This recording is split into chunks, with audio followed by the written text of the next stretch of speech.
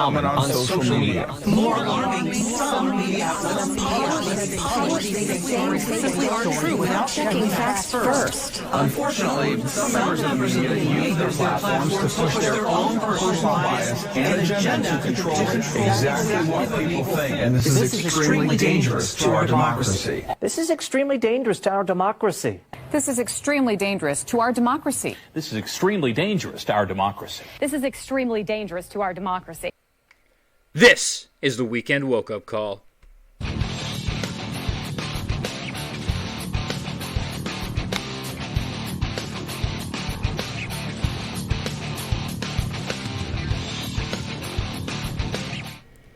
Good morning, Comicsgate. Welcome to the Weekend Woke-Up Call. This is Art City Comics. I am Adam AF. Joining me, as always, is the number one promoter in Comicsgate. Don't ever forget that. Mr. Tinfoil Hat Nick. Good morning, everybody, and welcome to the show. Next to him, of course, we have Comicsgate's number one Canadian, Simon Potier. Hey there. Hey there. Also joining us today, we have one of the Diaz brothers, the better looking of the two Diaz brothers. It's Phil. Hey, what's up, everybody? Hail! Hail, good morning to you. Morning. And then, of course, our esteemed guest today, the two creators behind the smash hit Xenotype. We have Odie and Liam motherfucking Gray. Hey guys, it's great to be here. Hello. Good afternoon, good evening to you two from across the world. Thank you. So, we are here to launch Xenotype. How do you guys feel? How are you feeling today? I'm pumped. I'm excited. My finger's hovering over the button, and I'm keen to see who the first person to buy the book is. Press it. Do it. I feel calm. I'm just okay, whatever. I need to get on to drawing again. We've been hanging out pre-show for about an hour, and it's been about an hour of Odie just calmly getting things prepared, and Liam frantically breathing heavily into the mic, sweating profusely. I don't know what you're talking about. I'm completely at ease with it. No, I don't think you guys have any reason to be nervous whatsoever. A lot of people are damn excited for this book to launch. Hail the chat. Thank you guys for joining us this morning for this momentous occasion. We've got Black Angus Reviews, Chris Evans, Rot10 Glory, Kami Marks in the chat. Hail. We got Matthew Fowler, George Peter Gatsis, Do Shit Too. Zed Comics. What are you doing over there? You're supposed to be in here. I'm in here, brother. We have the Delta Spurg Force, Drew, a.k.a. Mr. E. Can't believe he's actually up and ready for this. That's a good sign. We've got Cider Hype. James Hayes dropping links as always. Thank you, brother. I appreciate it greatly. We're going to have some fun today. We're going to launch this amazing Comicsgate manga, and hopefully we can pull in a couple $1,000. I'd like to see that. That'd be great. I think it can be done. I hope we all have fun. We're gonna have fun. Press We're definitely. I will make already. you have fun. I'm done. I'm fed up refreshing. Come on, lunch. Sim is frantically trying to get that number one backer spot. Yeah, I'm just This there is like pressing trying refresh. to get tickets for a con. This is what it feels like when you try to get tickets for a con. You just sit there and hit the button constantly, Right? over and over, I'm so like- you can get the best days and everything. I'm just waiting there. Come on. You've been teasing us for so long. So should I just go launch now? Are we ready to? What does the chat think? What does the chat think? Do you guys? want Liam me is to thinking about it. Liam's button's been hovering over his finger's been hovering over that button for a good 30 minutes now. Right now, you better just do it because you know that me, Nick, and Adam, we're just there pressing refresh. Yeah. And okay, you guys in the chat, so that it's fair game, there's a delay. So if you refresh it about my 5 count, you've got a better shot at actually getting in there before Sims does. Ooh. Trying to give the chat the unfair advantage. I like it. Sim's been trying to play dirty since he got here this morning. Yeah, we got do it. Come on, you chicken. Come on, chicken. You 10, chicken. 9, 8, 7, 6, 5, 4, 3, 2, 1, and we have launch. Here we Yay! go. It's fucking live. Xenotype is live. Alright. Hail, brothers. Damn, this is weird. What's weird, Odie? We've been working at it for so long, and it feels like a week has passed, and we've launched the campaign. Ooh, dude, that It doesn't feel like if it's crazy how time passes so fast. Fuck! We've got Who got two it? backwards. Who got it? Who got it? How do I check? if you go over to... I got 3. Was it perks and donations? Yeah. Who got it? Perk claimed. Yeah. Perks claimed and donations.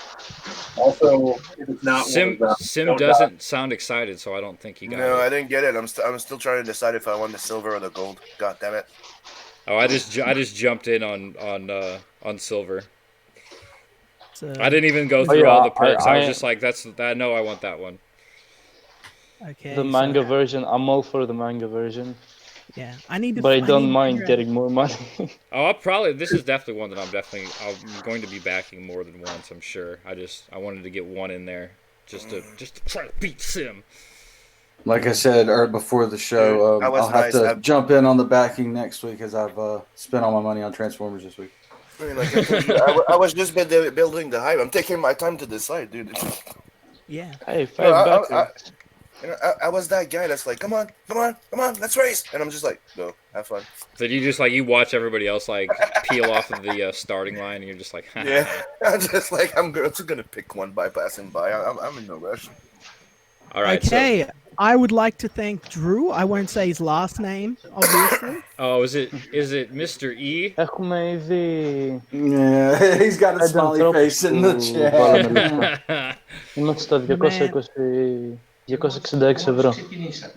That's great. So the silver one is the manga one. It's in black and white, and the other one is full color. Is the color. Yep, and the gold is larger. It's the size of a full graphic novel, whereas the manga is the size of a manga. It also the gold version will read like a traditional graphic novel, whereas the silver reads like a manga. Oh, wonderful! So you went full manga on it then. Yeah, but well, I mean, you have to. If you cannot half-ass that. Exactly. You know, the customer made demands, and I thought, okay, we're going to have to rise to the challenge. It's going to take extra work, but I'm willing to put that work in for you guys to give you what you want. Excellent. I want to talk about later about the process of what I've gone through to get this done. You know, there have been some very hard times. A lot of meltdowns and mental breakdowns. Well, I mean, you were in the hospital for a while. Yeah, but that's. Oh yeah. I've gone to my hand. I injured my hand while I was drawing, and I had to take some time off and heal my hand before I would start drawing again. So I made him draw with his left hand. Oh yeah, Oh my god. Yeah, I trained my left hand so I could, so I wasn't just sitting there and doing nothing. So I had to learn how to draw with my left hand. And I actually got quite a few pages done with my left hand. It was, it was not comfortable at all, but there was no other way. Yeah, stayed on schedule, kept on winning, pushed through it like champion. Liam, I was going to say, you have to teach me the ways of your dealing with your artists. Oh my god, no you don't. No, you don't. No. I'll break him or I'll make him the best in the world. Let's see where we end up. And I'm not going to take a punch. I'm going to shut up. So let's I've got the screen share up so you guys can see what I've got on my screen and follow along. Beautiful. So I've got the campaign page pulled up. Let's do the let's go through the perks. We've got 6 backers already at $327. That's a damn fine start, if I may say so myself. So, what are we getting with the bronze edition? You'll be getting a comic book, a traditional floppy comic book, but it will be unique art to the Indiegogo, right? So she's 24 pages. It's not the full manga. It's the first chapter, just called Lost Boys. So you'll get an insight into what Black Diamond does, who Felix is, and who the protagonists are in that first volume, and it will sort of set you up for what's to come next. But it's just a cheap version for what people sort of need, that can't get the full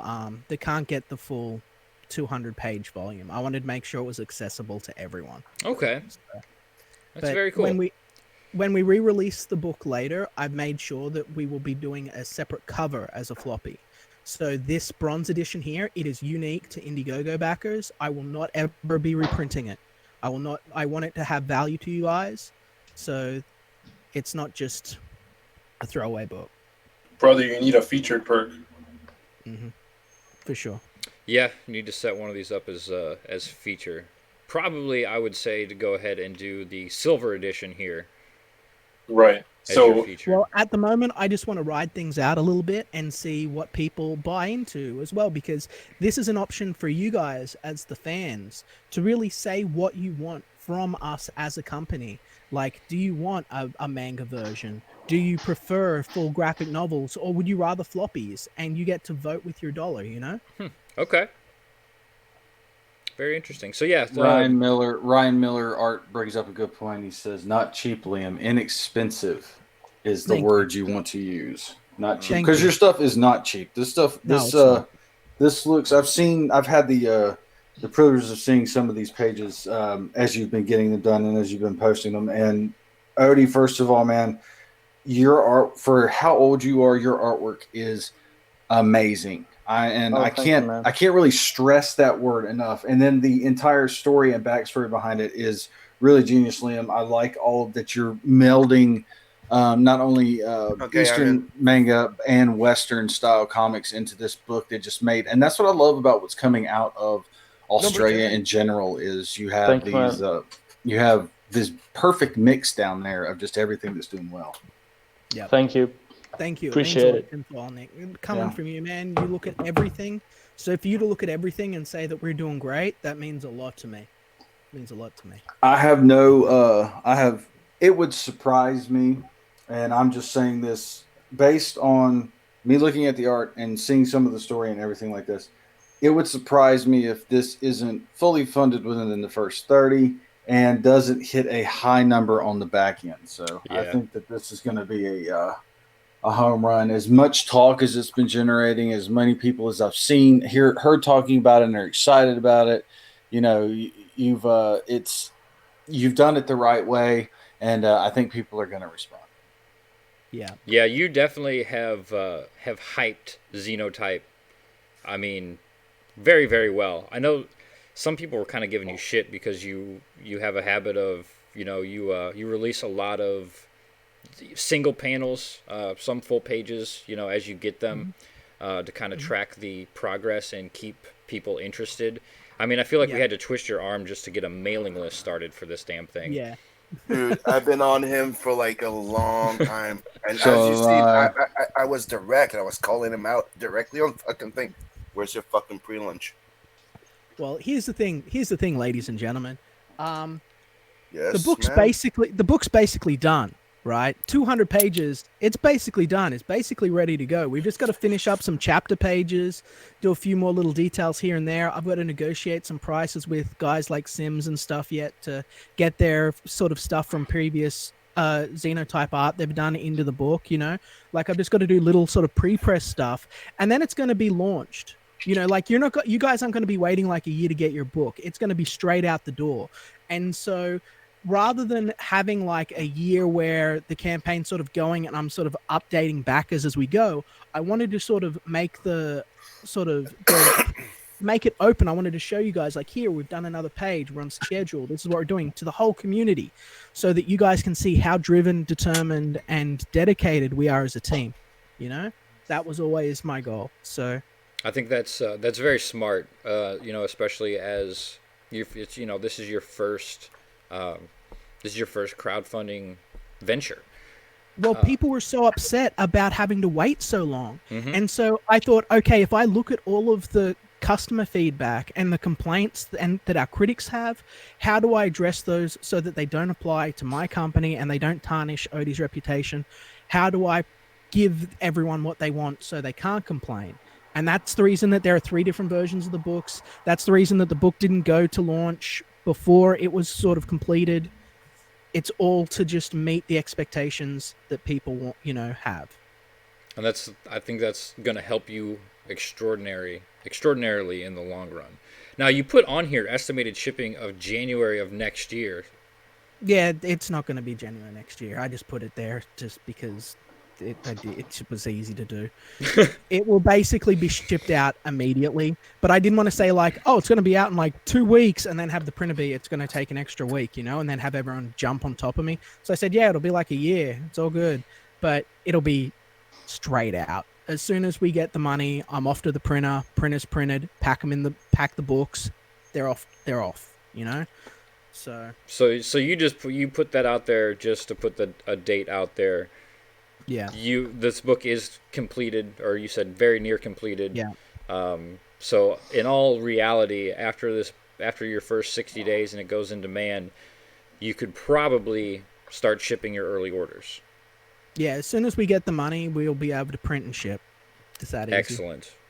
Very, very good. I thought about putting it up for 30 days. No. But then I thought, no, because I might as well just put it up for 60 and go for it, Sorry, I was going to say the great thing about Indiegogo is you could leave it in demand and basically like a store, so people could keep coming and new fans could keep getting your book. These are actually meant to be premium collector's items for Comicsgate. We've had offers from other larger publishers that would be far more lucrative if we sort of went through those at this point in time. But I wanted this to be something that I could give back to the community to help show the value and power of Comicsgate. Because this year we're going to get $10 million, 1% of the market share. And this is my contribution to it. We're going to get anime fans and manga fans in. We're going to give people what they've been missing. We're going to make change. Drew, a.k.a. Mr. E in the chat, says, Liam looks like he is running for office. With that speech he just gave, it sounds like he is running for office. I vote right now, Liam Gray, Prime Minister of Comicsgate. Oh, brother. Is your day job being a salesman? No, but I've tried to watch videos and stuff because it's my weakest sales point, man. I'm scared of selling. But why are you scared of selling? Because I've got a great product, but I always worry that I'm not going to be able to represent it well enough because as a writer, I control all of the interactions that I sort of go through in my work, right? Mm-hmm. And in the real world, I'm sort of up to the whims of other people, and you never really know what people are going to be interested in,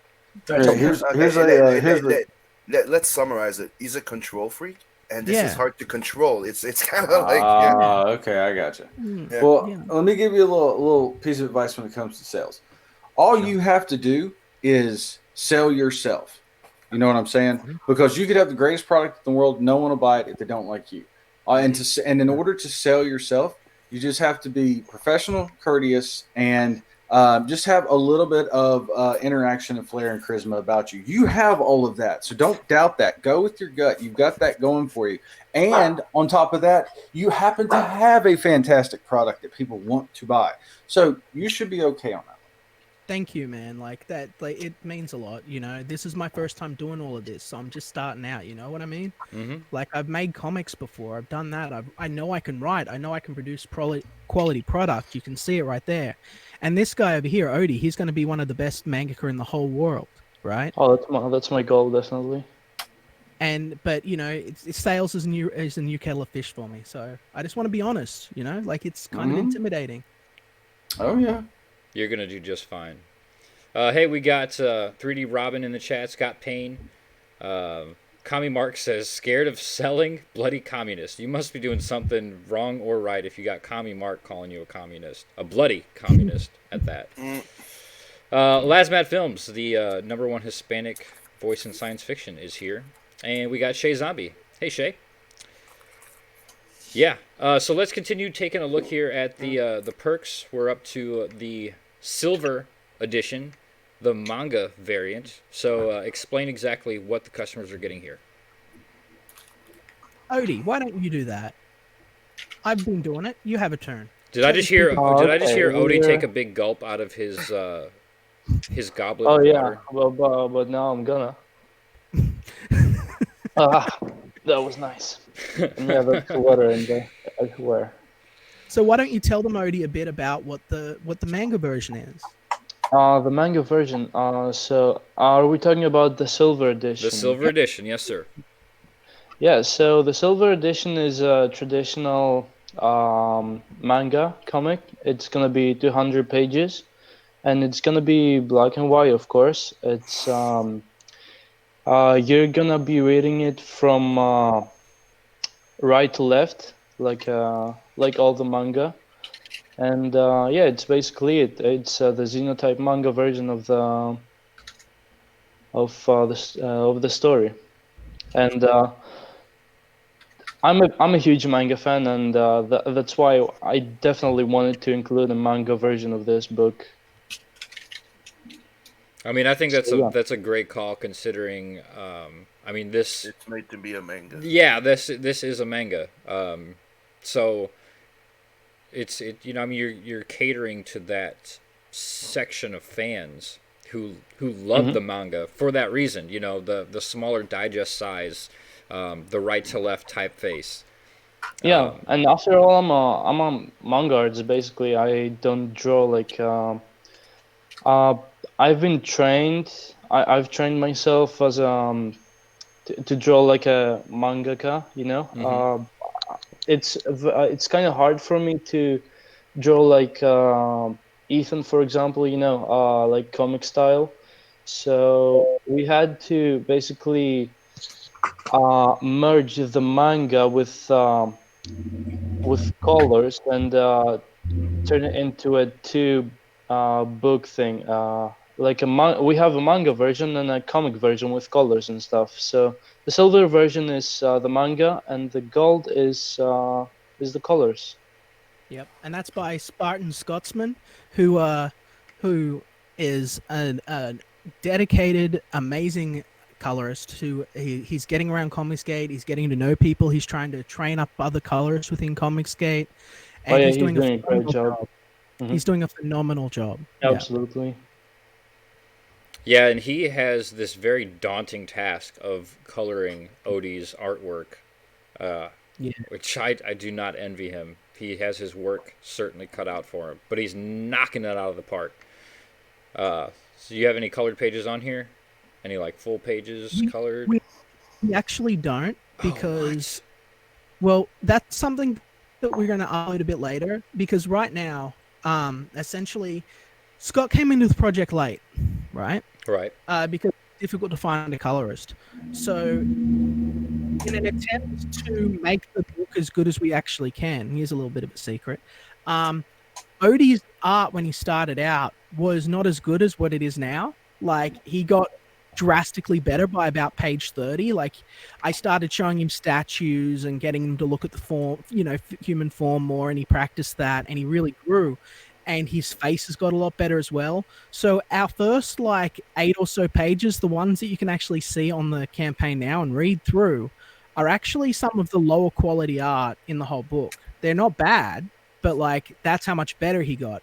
And so we wanted to go back to those and touch them up and polish them and make sure they're as good as they can possibly be.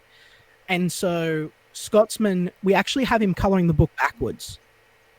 So, and he's got a lot to catch up on, right? Well, yeah. But he's doing an amazing job, averaging 2 pages a day, sometimes 3. Oh, wow. So, yeah, I'm really just busting his balls too. Yeah, it's great. Jesus, you're gonna kill somebody one of these days, Liam. He's gonna be all twisted up, and he'll be he's just gonna have to hold his pens and his nubs to color. And be aware that as long as you get good and you stay alive, it's gonna say, "I pushed him," but the day you die, I didn't do it. Had nothing to do with this. Wasn't me. So yeah, as Odie kind of briefed over, the Gold Edition is the graphic novel sized format of the Xenotype book. 200 pages, action And I'm back packed, to number 10. fully Number colored. one, number 10. The Gold Yep, Edition is fully fully colored. Yep, fully colored. Yeah. All right. And then And it reads it reads like a traditional graphic novel for those who aren't familiar with manga or just, you know. And then what do we get with the collector's pack here for 90? Well, you get both the books, and you get the option of buying the bronze edition if you want to get that too for a discount and no additional postage. So you can just, if you choose, so you get everything in the campaign.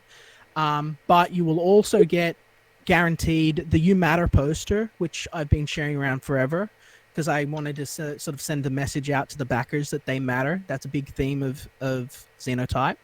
And they'll get a nice little sticker, maybe a couple of stickers. We haven't decided yet. Of the logo. It just depends on. I'll throw in more as we sort of get more stretch goals, but I just need to make sure we hit our minimum goal first. I'm sort of a bit front loaded. And then here's you only have one big perk, and that's a $300 limited collector illustration. Tell us about that.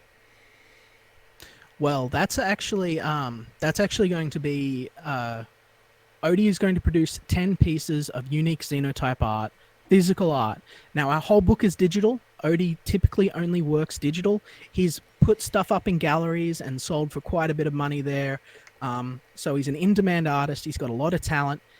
These will be autographed, signed, and sent out carefully to whoever purchases them, but there will only be 10. And so you guys should probably jump on that because that'll be pretty much the only way to get like original Xenotype artwork like ever. Right? And that's a pretty good deal for Odie's artwork. Yes, especially with what it's previously retailed at galleries and such. And as you guys already know, Odie, he's not just going to draw you a shitty little head sketch of a worm or something. Like you're going to get a really great image. A really great I'll have to do a good job on that one. Mm-hmm. Shay in the chat says, "Can I get both?" I'm assuming she's looking for a perk that has maybe just the silver and gold.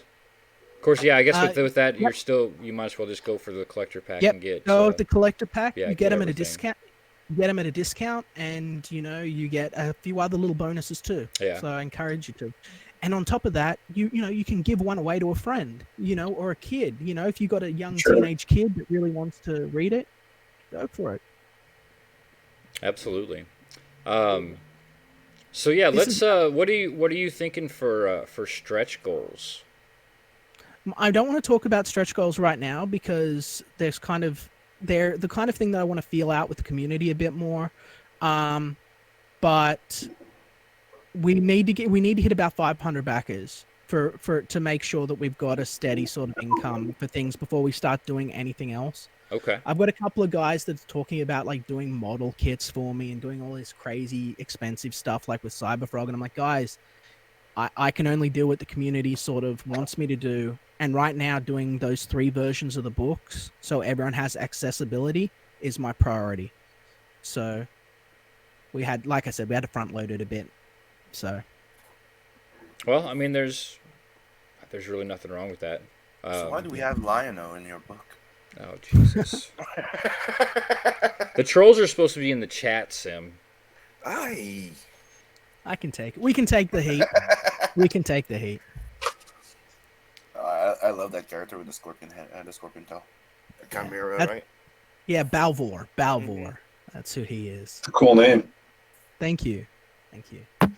I tried to make sure that all of the names were very 80s anime, 80s sort of superhero, so like you sort of know what they are.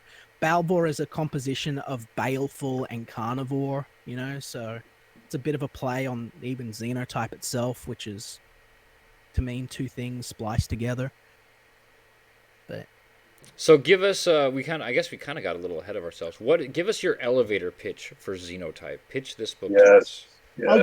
I'll do you one better. Go to the campaign page. I am on the campaign page. And scroll down to the second video, and you'll see that there's this amazing video by Ciderhype. And it's just 30 seconds. If you just play that for the audience, it's better than me stumbling all over myself, and it captures the series perfectly. All right. Well, let's go ahead and.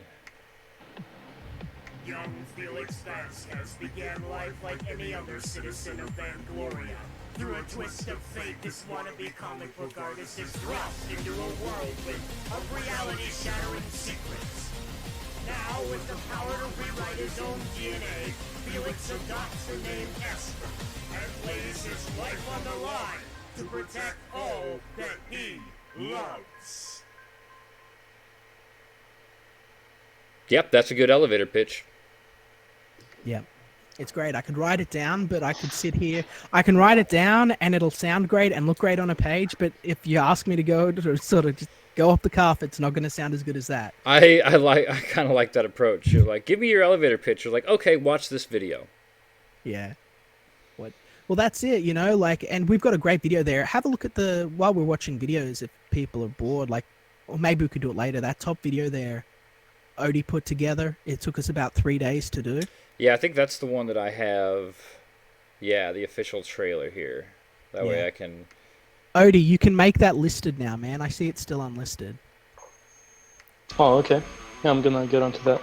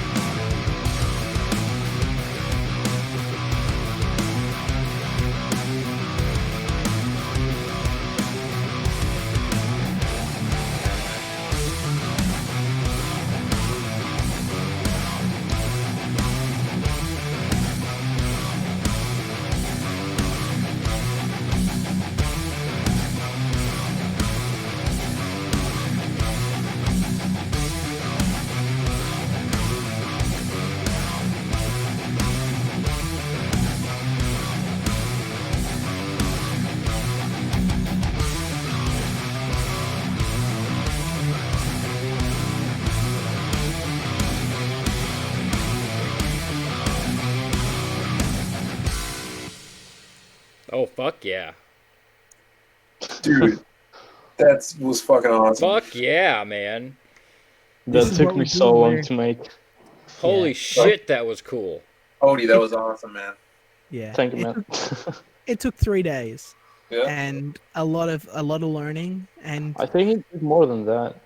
No, And I almost left the files at some point, and I freaked out. Liam's gonna beat me, and he's like, he had to cry into his hands, but you know, we got through it. Yeah. Yeah, No, dude, and that was fucking amazing. I should have played that just as the intro to the whole fucking stream. Well, we'll remember that for the next show. Yeah, just go ahead and just lead with that bitch. That's top, For man. sure. That's one of the best trailers in CG. That was great. So we made that, and we were really proud of it, and we thought this is great. And then the very next day, Kyle released he came to me in private and was like, "Hey, look at this," and he showed me Starblade's trailer, and I was like, "Oh, That's hilarious." crushed."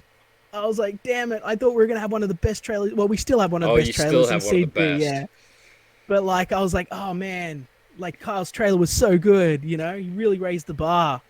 But we have one of the best products in Comicsgate, frankly. Like, I'm not trying to be up people's butt. This has been a labor of love. It's been grueling work every single day to get this to be the best it can possibly be for you guys, right? Like, quality content, amazing stories. If you feel like, you know, you loved Spider-Man, but you feel like there's nowhere for it to go anymore because they've ruined it and they've run it through the mud, I have this whole continuity planned. You're going to be able to have a high-flying fun hero with high stakes, interesting perspectives, and amazing art, right? That's awesome. I mean, bringing the fun back to comics, man. That's what it's all about. We're up to 12 backers, $790. Yes. Thank you. Hell Sweet, yeah, bro. guys. That's Everybody in cool. the chat, make sure you share, either share the link to the stream, share the link to the Indiegogo, get the eyes out there, let everybody know that this shit is live. Hell yeah. So I want to talk about a bit when me and Liam first met.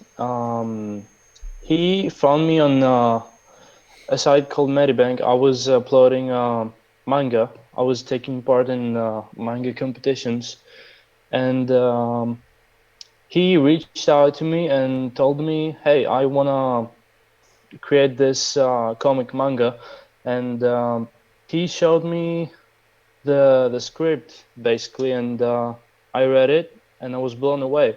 And the crazy thing is, when he showed me the backstory, oh boy, I when I read that, I knew that this guy knew what he was doing. It's like I was reading a history book. It went that deep.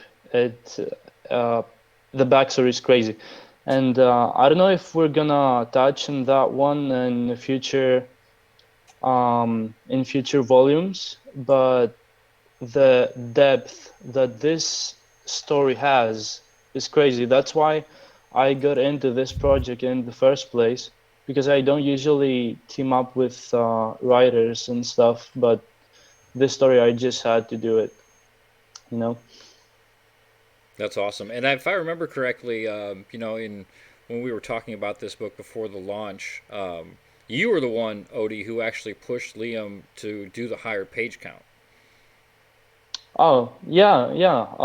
Because I wanted it to be like I didn't want it to be like 60 pages manga. I wanted it to be like a legit manga, you know, with 180 pages at least. And now we're making 200. It's exactly what I wanted. That's awesome. I say this a lot, but when you find an artist who is as invested in the project as the writer, it's when the real magic happens. You know, Yeah. if you can get that harmony together, that's when you really end up with that truly special product. And I really do think that Xenotype is going to be that kind of book. Yeah, exactly. And me and Liam we're making a great team. That's why the progress stays consistent. That's why we're staying on schedule, because we're making a good team. The communication is there, and we agree on a lot of stuff. It's the team is the most important thing, you know. Absolutely. It's very important. Hail, we got Ryan Magus in the chat. Z Rust, Riot Kitty, Hail Kitty. She asks, she's got a question. I'll let you go ahead and I'm fairly certain I know the answer, but I'll let you answer this, Liam. She says, that is a very specific fixed goal. How did you come up with it? It's a product of the conversion rate from Australian dollars to US dollars. So, so I basically summed up. I was like, okay, what's the cost for everything, so that I can pay my team and make sure that everything's covered, and that everything will be printed and shipped, and everything will be copacetic. I just punched it in Australian dollars, and then when it got converted over to USD or whatever currency you're currently seeing it in, it becomes a strange number, but it's a flat number where I'm looking at. Yeah. And just be aware that Cassia answered that as well in the chat. And that's how much it costs. I mean, like, you guys, you think that these books are easy and cheap to produce. I mean, you want to produce a comic book, you want to have it colored, you want to have it lettered, you want to have it illustrated, of course. The higher page count really racks up the cost, Oh, yeah, for sure. Oh, yeah, for sure. Ryan Magus says, damn kangaroo dollars. James Hayes says he's got to drop out. Thank you very much for hanging out with us and dropping the links. Go have yourself a great weekend, sir. Hail James Hayes. Yes. Thanks for stopping by. So actually, while I actually had something, we're gonna get a little off subject and we'll come back around, of course, to Xenotype. But since Riot Kitty's in the chat, I had something. I think I found some actual footage of Riot Kitty in the wild here. This is I don't normally do cat videos, but this gray kitty here, this is, I believe, Riot Kitty in the flesh. Oof. Wait for it. I mean, like, it's slowed down and then it's normal speed, and this cat just goes ham. Like, don't you fucking touch me! What do you think you are? No, back off. I've been seeing a lot of this on Twitter lately.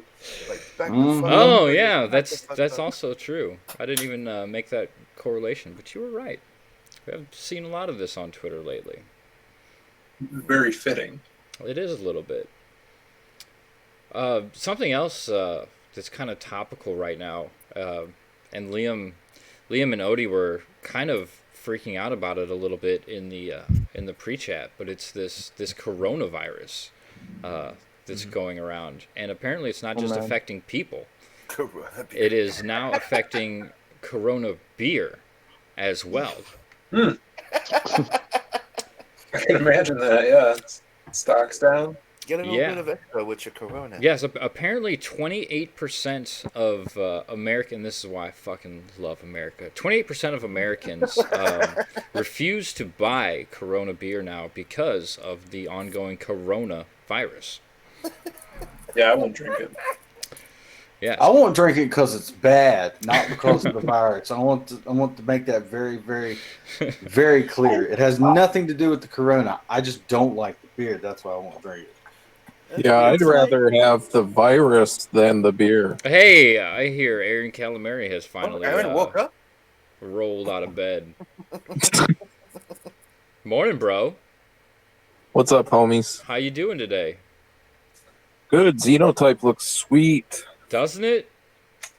And it's already fucking rock and rolling, man. We're at, let's see, we'll hit refresh again. Did we clear $800 yet? Yes.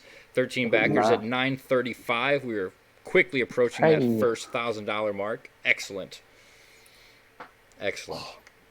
So Are those both? Are we getting them signed or they're not signed? They're not going to be signed unless we do very well, and I can fly Odie over, and then we'll sit down and we'll sign them. And I thought I could sign them myself, but I feel that it would be better if we sign them together. I don't really want to just sign them on my own. What about at CGCon? Well, exactly. You know, if you bring me one at CGCon, I'll sign it for free. Like, if we're both there, we'll sit down and we'll sign them for free. Anyone who brings me an issue of Xenotype, I'll sign it. Anyone, any chesty young lady that brings me her breasts, I will sign them. Hey, brother. No charge. sign No the breast like charge. Happy Gilmore.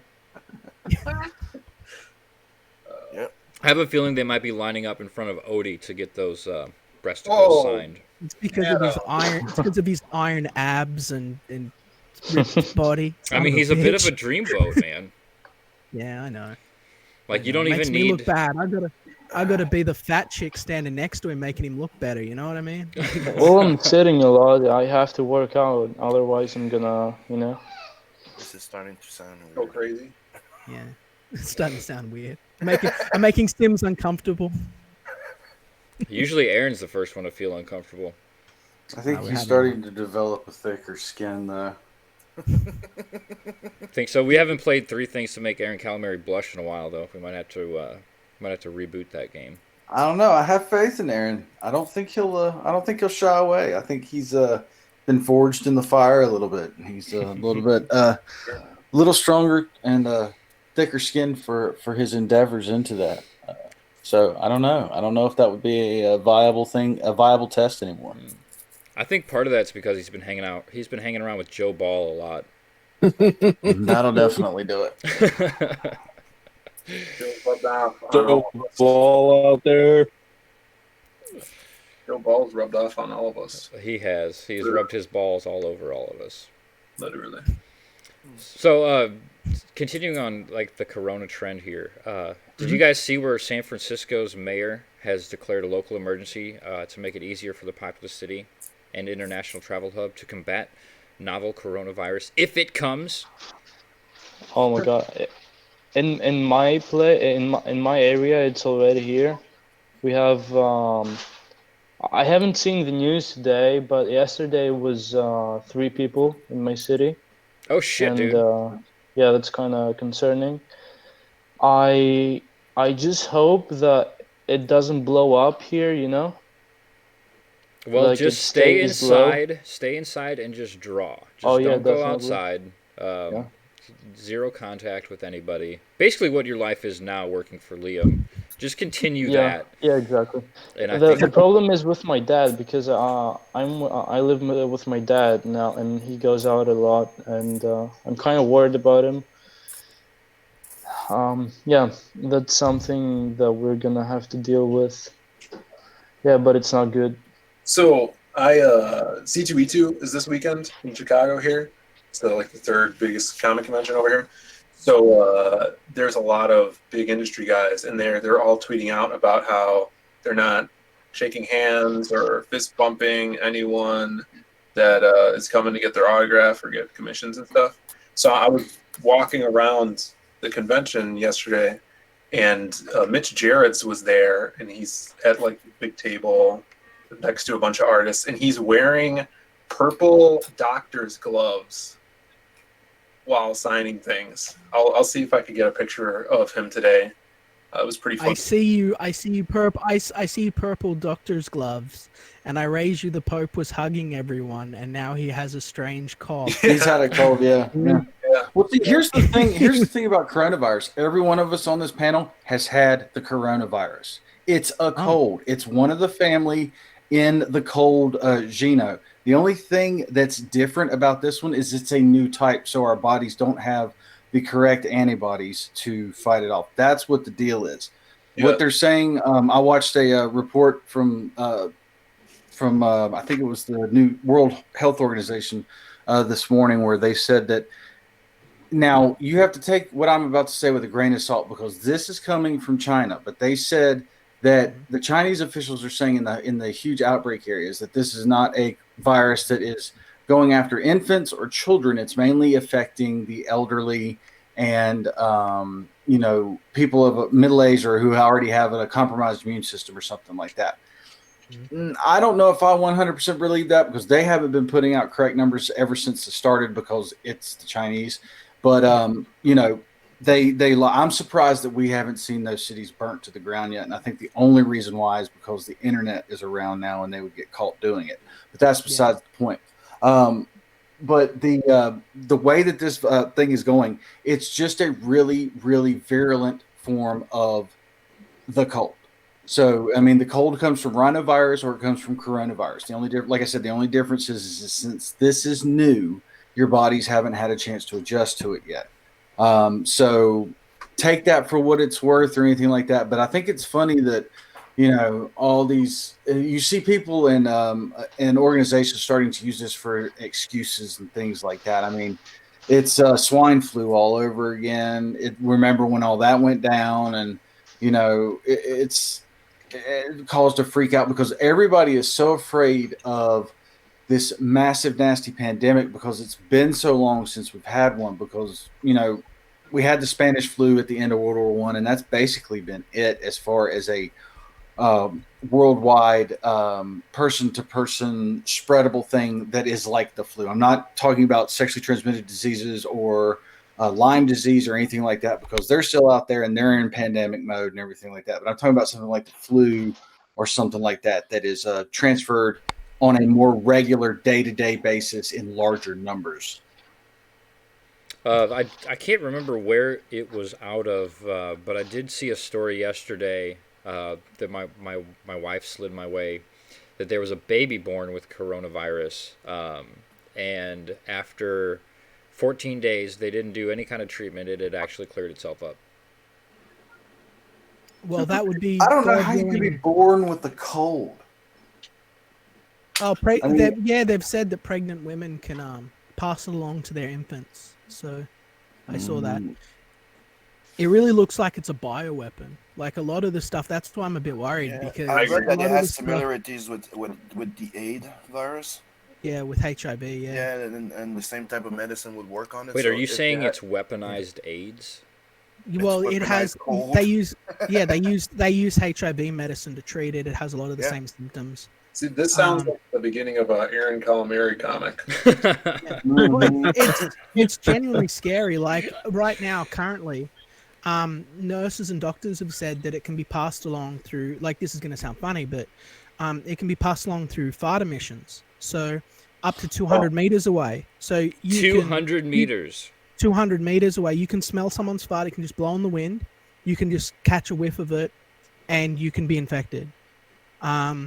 It's, if you smell human feces, you can be infected. No, sir. I do unsubscribe. Yeah, it's scary. I have to be especially careful now because if my dad gets it and then I get it, then well, I'm gonna be sick, and we don't want that because we're still, I was honestly talking to him about flying him out of the country, but we're like, we can't leave your dad, so. We gotta just scoop them both up. Yeah, well, if I'm gonna go somewhere, I'm taking my dad with me, so. Exactly. Yeah, Drew, we're getting all serious talking about the end of the world. So well, actually, we all we buy don't a know big house in the States, and we all move in there. Yeah. Yeah, come to the States, brother. Yeah. I mean, I don't think that's really any safer, is it? Looks like we broke 1,000 on Xenotype. We did. Yeah. Oh, damn. That's cool. It's amazing. So you were at $1,110 USD with 16 backers, gentlemen. And you didn't need to pull a Doug and charge $16 for shipping from Australia. Yep, the shipping is about 1/3 of what Doug is charging, and that's with a little bit of margin for even for me in Canada, it hurt a bit, but it's decent that I backed it. Like I said, like all of these costs, I know that some of them are higher than some of the other campaigns that are out there, but they're as low as I can feasibly get for the product. We've got very thin profit margins. I really wanted to take care of the consumer and get this book made. That was my priority. That's the best way to go about it, man. These people who come in here thinking they're gonna make thousands and hundreds of thousands of dollars on these campaigns. I mean, those are the real grifters, to be honest with you. Those are the real grifters. Now, the book is fully drawn, right? It's just the coloring that's left, right? And we've got a few chapter pages and stuff like that to finish off, but that's because they're going to be like high fidelity art. They'll take him a few days to do each rather than just one. But yeah. It was just to give the people that, a little update of where you are. Thank you. I mean, well, like I said, everything's on schedule. Everything's completely going smoothly. It's all aces. Now, after this, do you guys plan on continuing the series? Oh, of course. This is all a setup. This is all the first book. Beautiful. Yeah. So the first book of, something that you plan on ongoing for, Quite some time. Okay. Yeah. Okay. Like, I've got an ending, but my goal is to produce as much content as I can before I need to use the ending. There you go. It's just to feel things out, to see how far we can get down the line and see where we go. And like I said, I can't officially or legally say anything in any capacity, but we have been approached by other larger publishers within the industry. So there's a very good chance that this may be serialized later.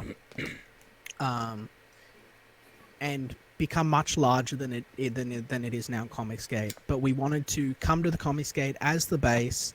We wanted to give all you guys an opportunity to get on and get some rare collectibles that are going to increase in value later and really do something for the community.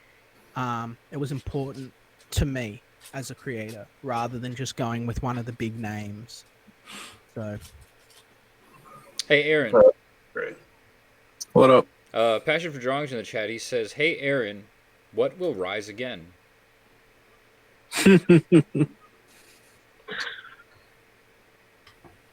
Nothing. No.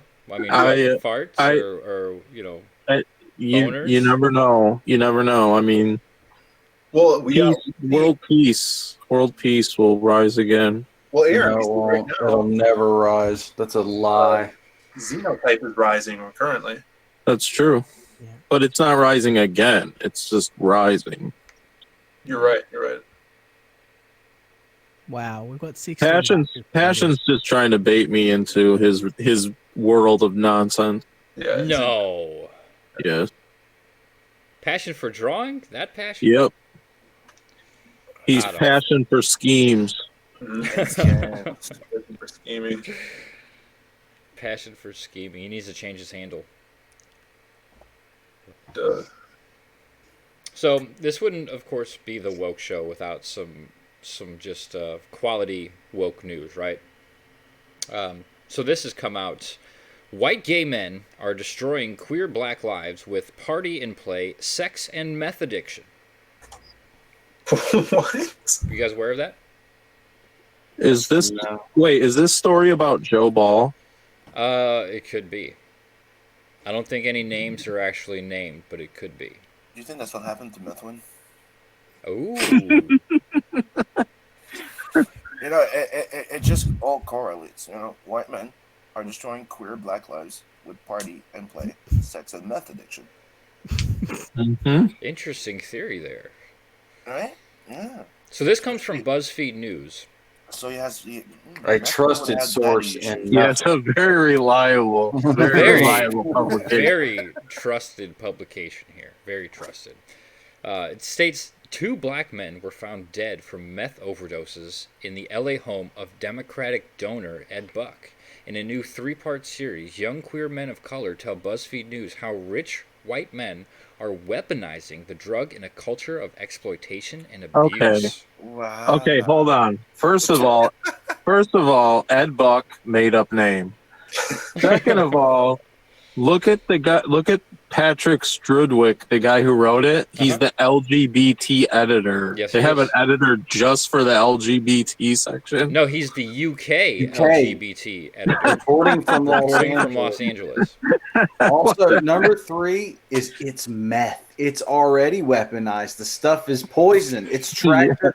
It's tractor starter fluid mixed with red phosphorus mixed with something else. None of that. Well, we are going to have to cut that section out of this stream. And none of you think it's funny that the LGBTQ part is more important than the editor part?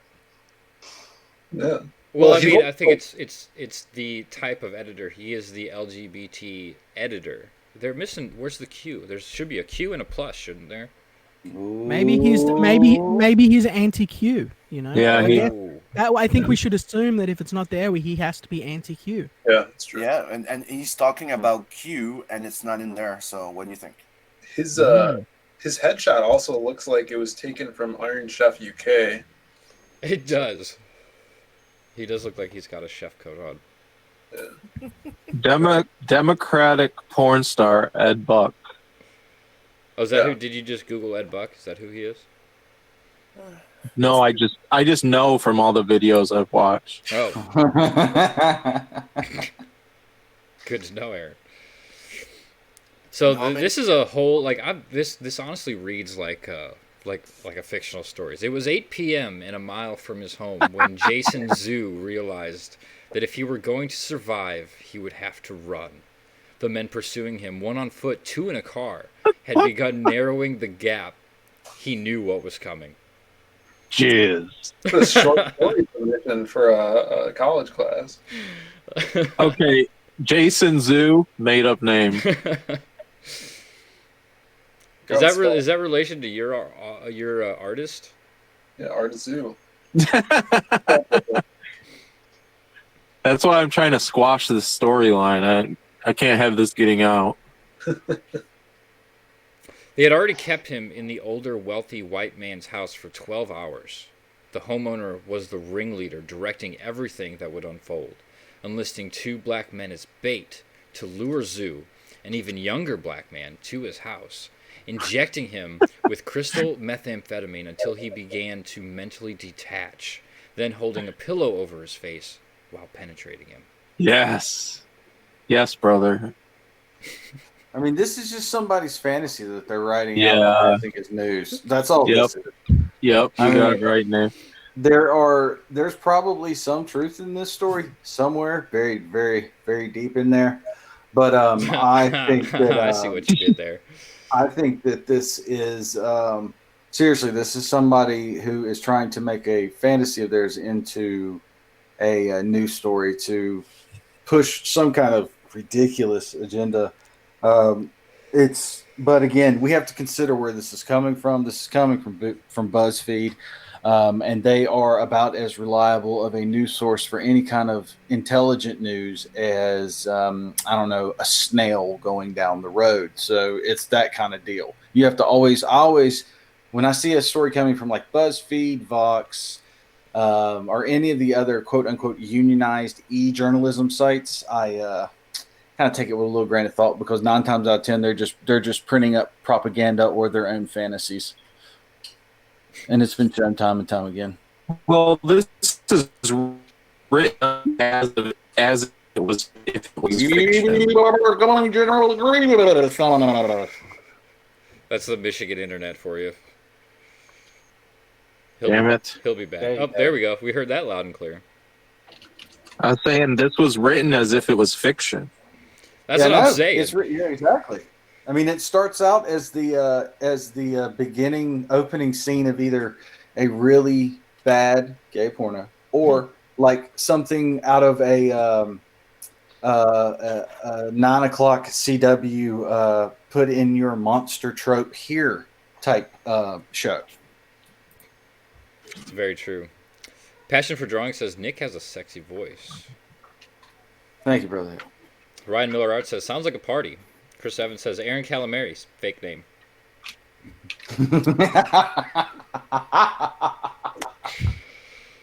Oh, it's good shit. So, yes, continuing on here. Finally, he managed to break loose, but as Zoo reached the front door, one of the men caught up in time to make a suggestion. Why don't you take the exit through the garage? At this, Zoo knew it would be the last room he would see. This is good stuff. Uh-huh. This is better than Deadbeats. He fled. That's not a high bar. Everything's better than Deadbeat guy. Come on. I saw people at V2E2 selling Deadbeats. Like, really? It's rare that you open a book, you read one page, and you're like, "Fuck this shit." And then Kwanzaa was also there selling Black AF. Yeah. Do you have that? Do you have that picture that we could show everybody? Yeah, sure. Could you? Let's. I saw the one with Gail Simone in it. She was doing some kind of interview or something. Yeah. Because we should all care about what Gail Simone has to say about anything. She's already lost her mind. I think Dan getting fired really threw her one for a loop. Yeah, because she knew that all the bridges had been burned. You know, she's screwed up. She's got no one else she can control. She built a whole career off attacking the industry and going, look, there are no girls. So everyone gave her opportunities. We like women, Gail. Welcome to the nerd space. We like women. And she built a whole fucking career on it. But by doing that, she completely dismissed all of the women in comics that came before and all of what they had done, all of the hard work they had done. Like, it sucks. Sorry, but Gail Simone sucks as a person. Gail Simone does suck as a person. Somebody reposted that picture of her and Kelly Sue DeConnick making their duck faces, saying, "Sorry, not sorry, we destroyed comics," or whatever that was. She's just a giant chubby baby. That's all she is. She's just a child. She's a big chungus. She's a chungus. She is a big chungus. Yeah, chungus. There you go. You know what? She's a liar. Oh, she's a liar. How do you like that, Gail? Gail Simone, who doesn't even use her real name when she destroys people's careers and lives, is a liar. How do you like that, Gail? Ooh, shots fired. Spicy. So yeah, here's a picture of Kwanzaa at C2E2, one of the biggest comic book conventions in the country. Well, just kind of sitting there, really. Look how pathetic his booth looks. I can't see anything. We have to wait. Oh, sorry, I took the. Hold on. Yeah. He's got barely anything on his table. Oh, Philip is showing it first. Oh, cool. Hey, it's so busy. He looks. Yeah, he's very, very busy. Dude, do you think you could attack him for using your trademark AF? That's a good point. Maybe I should. Eat already. Why no one come to my booth today? I do not understand. It's making me very sad. Very, very sad indeed. Please, anything to help me. Bring people to see my booth. It's so racist that everybody will love it. Yes. Oh shit, that's on par with Ty. No, nothing beats Ty. So I was walking through Ours Alley yesterday, and there was some soy boys talking, walking behind me, and I hear them talking about Cyberfrog, and they're saying, "Oh yeah, there's this book. It was on Kickstarter, and nothing came of it. It never came out. It's like I don't know what all the hype is about because the creator is just talking a bunch of crap." I'm like, "Oh, you guys talking about Cyberfrog?" And the guy was like caught off guard because I was asking him a question. He's like, somebody talk to me. Somebody speaking to me.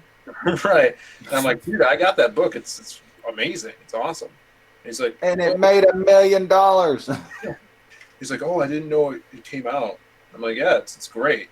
He's like, oh, thanks, man. It's like he was like really awkward and caught off guard. It's funny. See, and you see this picture. You could take this picture and put it in San Diego Comic-Con because we've seen that picture of Richard Pace sitting there on his phone. And you can take this to another big con, the one that they have in New York City, and there's that picture of some other creator from the big two, and they're all sitting there alone. Mark Wade, I remember that came out not that long ago. He was just like sitting there, just like.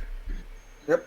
And they're all sitting there. They're all on their phones. They're not talking to anybody. They're not trying to get anybody over to come and talk to them. It's just it's like you can tell that they don't want to be there, but they have to be there, and that's why. And no one's showing up because no one wants their crap. Yep. Sorry. We need more booth babes, and we need comic book guys that are going to dance and lure people over like the clowns they are. That's one of the funniest. The last time I saw Richard Pace, it was in the Fan Expo, and he was right next to Del Kean because they're technically like friends from like since they were kids, right?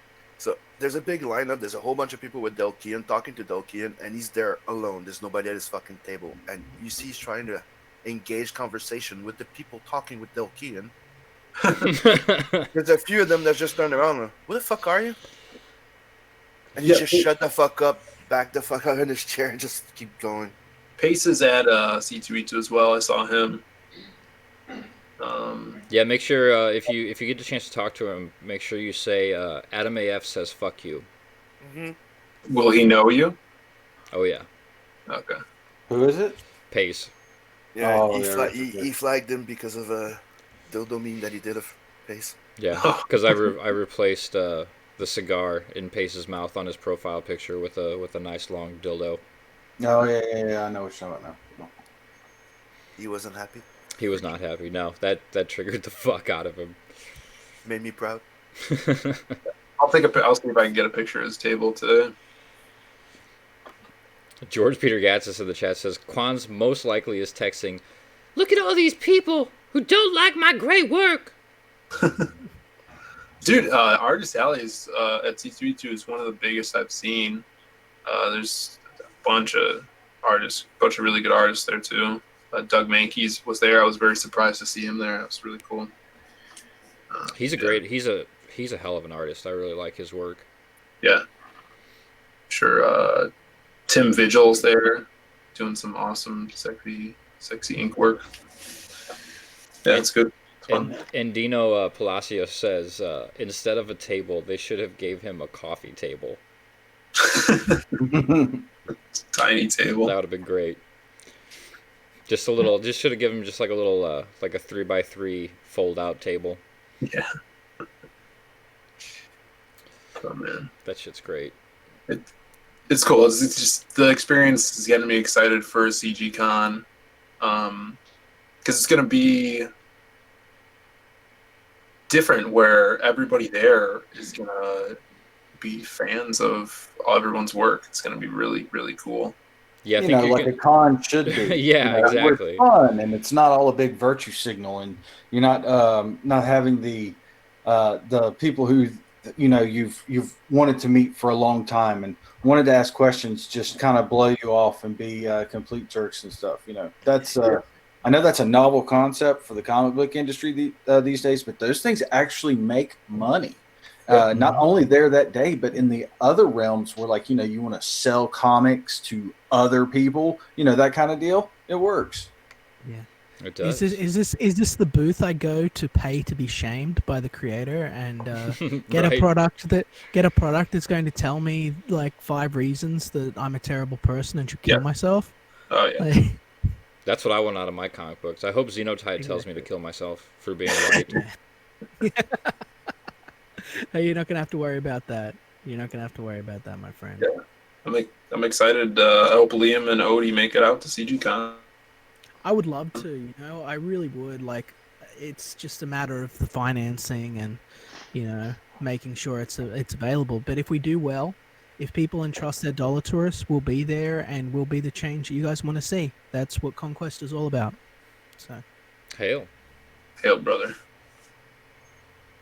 Yeah, everybody in the chat, make sure if you haven't backed yet, make sure you back this or at least share it out. I want to get some more. I'd like to really want to crack this the $2,000 mark before we get out of here this morning. that would be great. But I'm really happy for the 1,000 that people, 1,100, within the first half hour, whatever it was just really great. I'm thankful to all 16 of you guys that sort of stepped up, and you're not going to be disappointed. The book looks even better than what we've shared. It really does. But you already have 2 comments on the page as well. We got Rotten Glory says, yes, this is a powerhouse addition to the CG 2020 lineup. Should pull in a lot of new fans because it's 200 pages of manga. Well done. Thank you. That means a lot to me. Yeah, hail Rot. William Palmieri? Sorry if I butchered your name, Will. Says, this is going to be one of Comicsgate's heavy hitters. Congrats. You all should be proud of what you have made. Click on your screen, Adam. Click on my screen? Yeah. because I got it locked on you. That's my bad. Thank you, William. That means a lot to me. Thanks for taking the time to share that with us. You're a good dude. We're not going to let you down. There we go. I totally boomed that up. I forgot I had the Hangout window still open. Oh well, if that's the worst thing I do today, then I've done pretty good. Yeah. Liam, what are your main character's abilities? Okay, so Esper has the ability. Well, Felix has the ability to rewrite his DNA on a genetic level, so he can literally reinvent himself. In the first book, he's put into a crisis situation where he has to make a choice. You'll see that there's a lot of you've got to choose dialogue through there. It's a lot about agency. And to overcome the problems that he's faced with, he chooses power, strength, and speed, the core sort of tenets of a superhero. And he rewrites his DNA and reinvents himself as Esper. And this is his sort of first form, him sort of just discovering his powers. And with that, he has the ability to raise telekinetic barriers. He has a pair of telekinetic whips that he can use out of his hands to grapple, to move at high speeds, to intercept, potential threats to himself. He has incredible strength, approximately 10 to 20 tons in a press. He has conscious biokinetic regeneration. Because he's aware of every cell in his body, he can actually control them. So he can control the flow of his blood. He can pull his body back together and stitch himself back together. Jesus. Awesome. That's awesome. And he has a beam that he can release from his forehead called the Hypercutter, which is a molecular edge blade.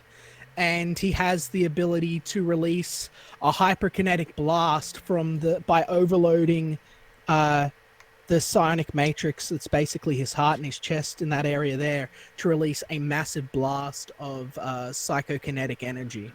He is very powerful. So I get hopefully I'm not asking a spoilery question. Ask anything. But where does his power come from? Obviously, he has this suit that he wears. Is that something that gives him his power, or does that just let him harness his power? That's his body. That's his body. He has turned his entire body he rewrote his entire body to turn himself into a superhero. That's his skin. It's sort of Kevlar. I think it's about as sort of dense or thick as sort of whale skin. So it's not bulletproof, but it's pretty tough. He's got increased bones density. And yeah, no, that's not a costume. That's just in his mind, because he's a comic book artist, right? He's like, what would someone who's a strong hero look like? And because he can turn himself into basically anything he can imagine within his DNA's potential, he just turned himself into that. That's really awesome. Actually, George Gatsis in the chat, he jumped on my my next kind of question here. He says, wow, that is a powerful character. What are you doing to make him humble and challenge him up against the evil? He's weaker than everything else in the entire universe. And there are no other heroes.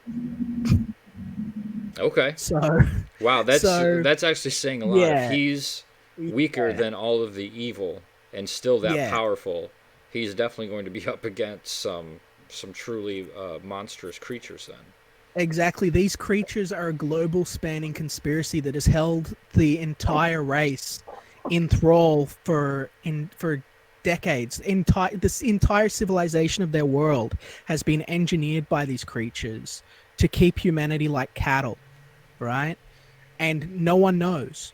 So he sort of gets the veil pulled back when he discovers this, and his own origins are a little bit of a mystery. But he sort of comes into this world, and at first he thinks strength and power and speed are going to be enough to overcome Balvor. But Balvor is still stronger than power, speed. He needs more than power, speed, and strength to overcome the forces of evil that threaten his own life and the life of all those he loves. He needs something more. And Volume 2 is going to be about him discovering that more that he needs to be able to make the change he wants to see in the world. Yo, see that Easter egg in the background? That dumpster? Oh yeah, I see it. That's what I was. I wanted to zoom in on here. So we got a nice little war campaign Easter egg graffitied onto this dumpster in the background. Are there going to be a lot of those kind of Easter eggs throughout? Yeah, I want to fill the book with them. I actually would love to just have little spoiler Easter eggs everywhere so that when people go back through the book, they can see them again and again, little things here and there. It's really exciting, though, seeing all this. Like, I'm starting to get happy and energy now, so. Yeah, hell yeah, man. Odie, you take over and talk for a bit for me so I don't say too much more. Sorry, yeah, I was looking at some stuff. I actually wanna share a video, promotional video, that I have for you to see here. Hold on, I'm gonna text it right here.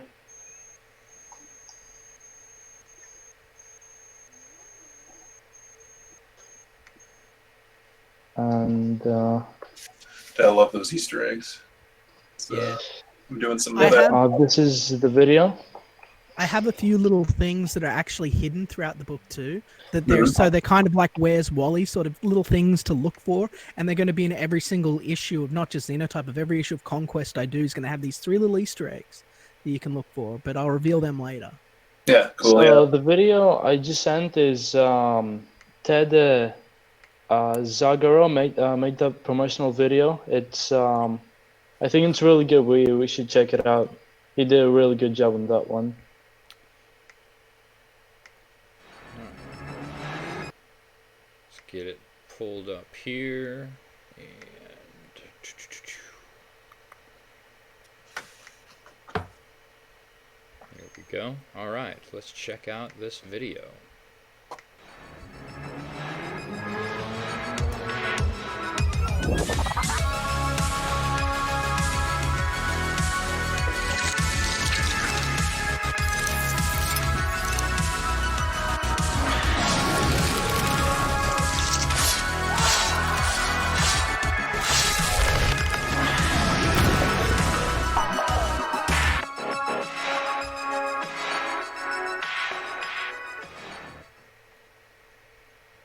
Wow, that's a hell of a 30 seconds. Yeah, it was awesome. It's a bomb. Yeah, that's really cool. I like that a lot.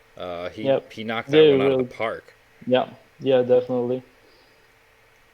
Thanks for that. So this is definitely rife with hyperviolence. There's a lot of graphic gore in this book. Man, I love it.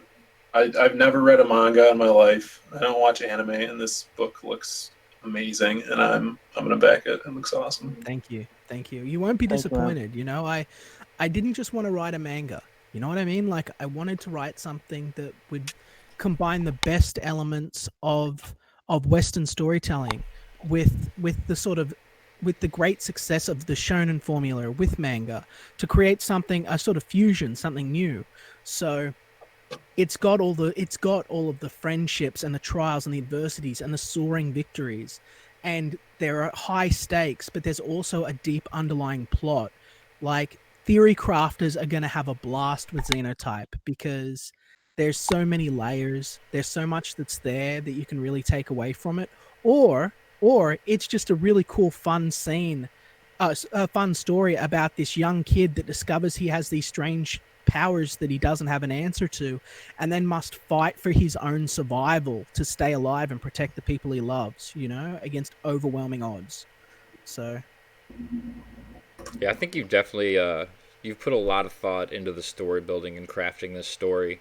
It kind of harkens back on what we talked about last week on our Thursday stream about, you know, like Star Wars and the fans, you know, getting so involved with the story that they add their own story elements, you know, just to like the background characters. Mm-hmm.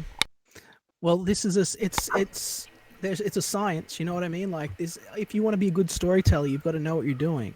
It's not just as easy as just sort of sitting down and spitting stuff out. You've got to plan where you're going.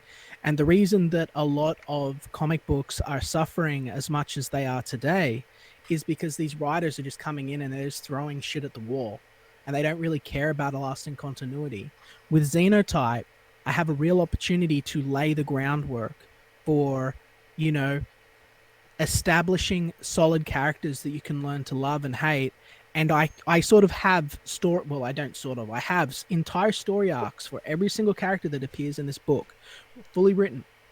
So I know where everything goes. I know where everyone's going. And now it's just to determine how to pace out those characters sort of arcs, you know? So it's going to be really, really cool to see. That's awesome. That's really cool. Let's see here. We've got about 35 people watching, but we only have 16 backers. What's that about? Come on, guys. What are you guys doing? You guys are slacking this morning. Yesterday was payday. You should be rife with money, unless you're like Nick and you bought all kinds of toys yesterday. Transformers. Yep. So what is changing the subject up here again? What did you say that you picked up, Nick? I got the Siege. I had Siege Sideswipe already. See, Target up and through today being the 29th. Target is doing in the U.S. is doing a buy one Transformer get one at half off. So I went into my local Target the other day and I picked up a hoist from the new Earth line of the Transformer War for Cybertron, and I picked up Sideswipe the other day, and I got yesterday I got Cog, which is his add-on armor, and also got two Micromaster sets as well. So it was a good day, and those is all going with my Siege line that I'm slowly but surely building the collection up for. They just released Scorponok at the toy fair, so he should be here, I'd say around either summer or Christmas. I'm thinking more of Christmas, for about $160 US, then plus tax for shipping or whatever. And he's a true headmaster this time, and he's 2 inches taller than the Fortress Maximus that came out for Return of the Titans. Holy crap, he's bigger than Fortress Maximus? Yep. Like Fortress Maximus was huge. He's like as big as my torso.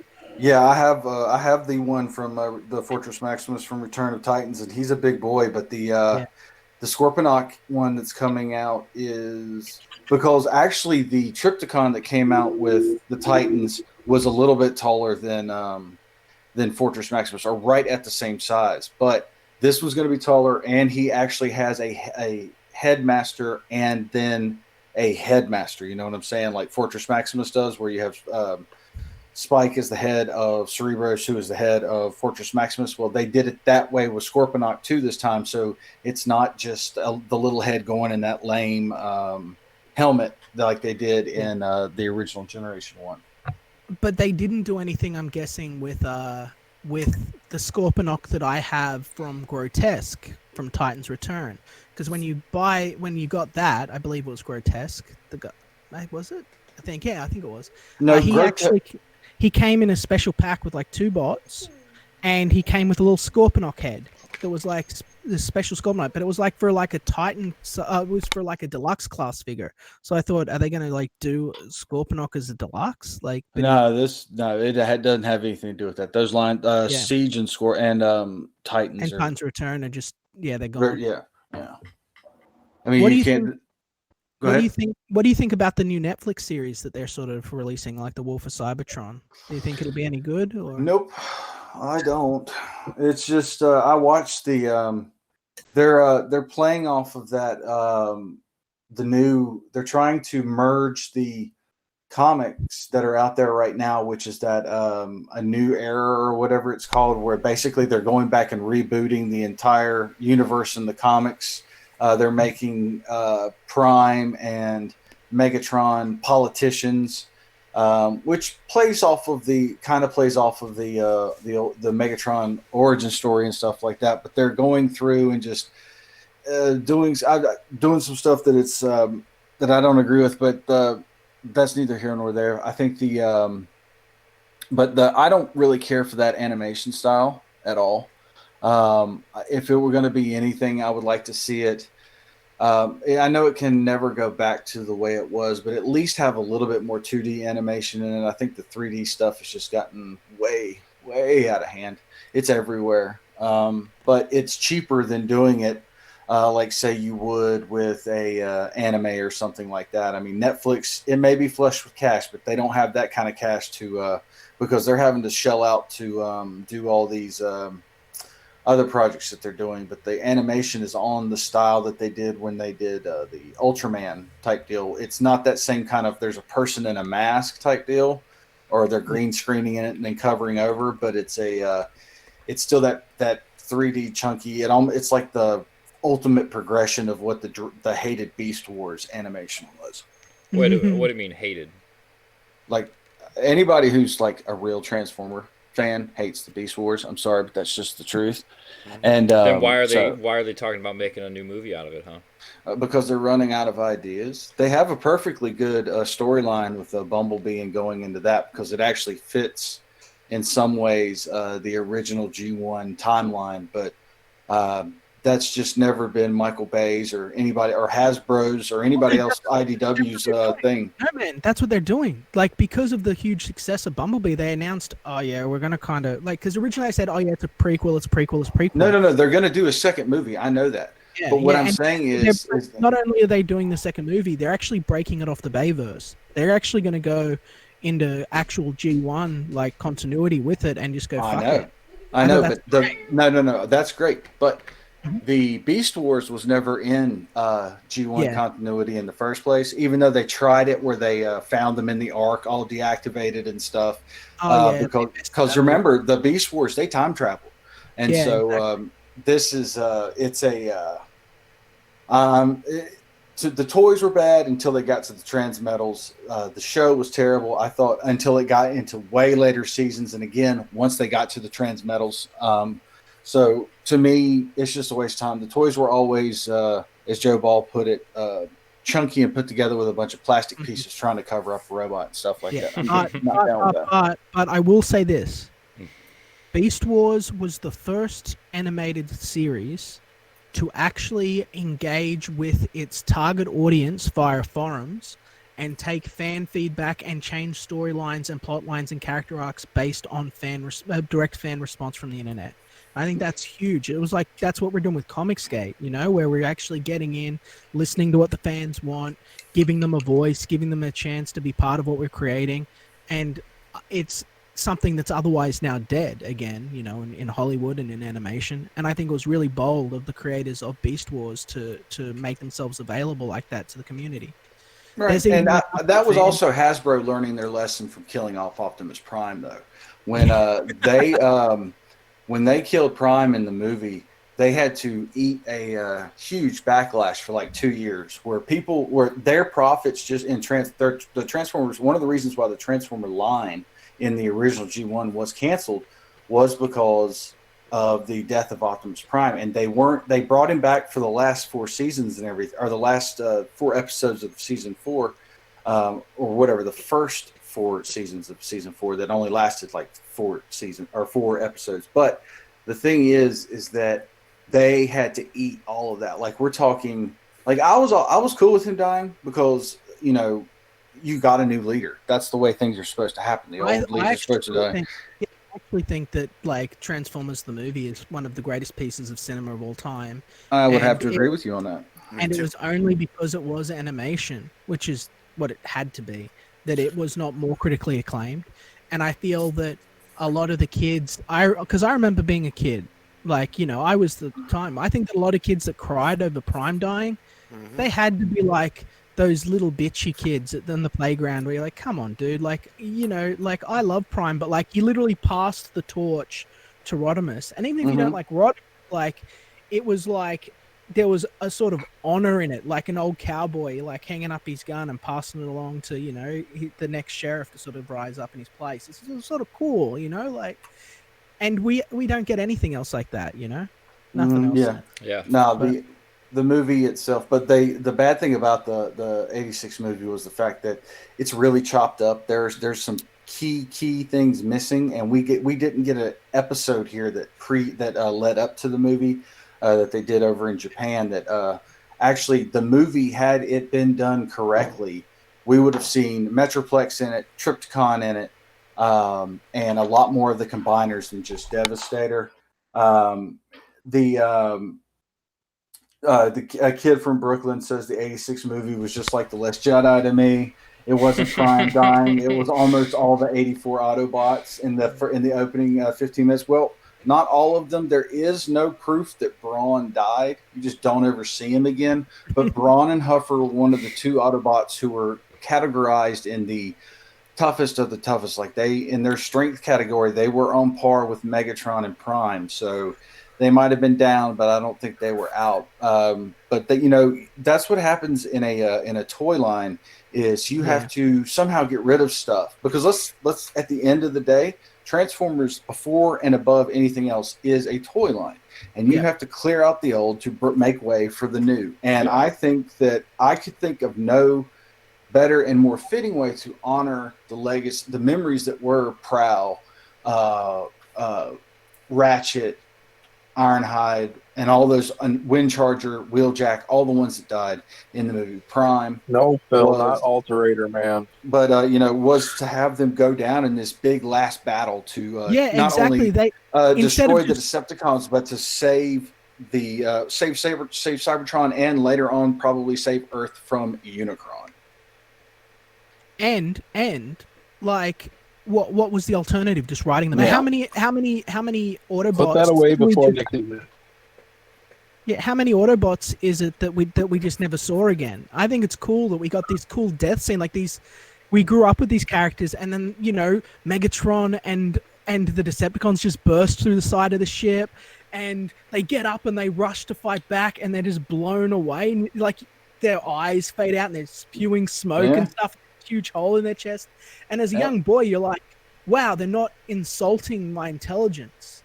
Yes, you know what I mean? Telling me it's a real thing. Yeah, and it's like war. It's war. You know, like I think probably my the best 2 scenes out of that movie was the 2 fight scenes between Prime and Megatron, and Rodimus Prime and Galvatron, because you got to see that not only is you got to see the ending of the old leadership, but the ultimate rise up of the new leadership, and that it was going to be a different storyline. It was going to be a different way of doing things. And I think Rodimus Prime was probably one of the most underutilized characters in the entire Transformer line. Even when he switched back to Hot Rod, you didn't really get much out of him anymore. But in the movie, I think again, it just encapsulated so much. And if it were me, they could have stopped there as far as the cartoon was concerned, and just released toys and try to go on with the comic like they did.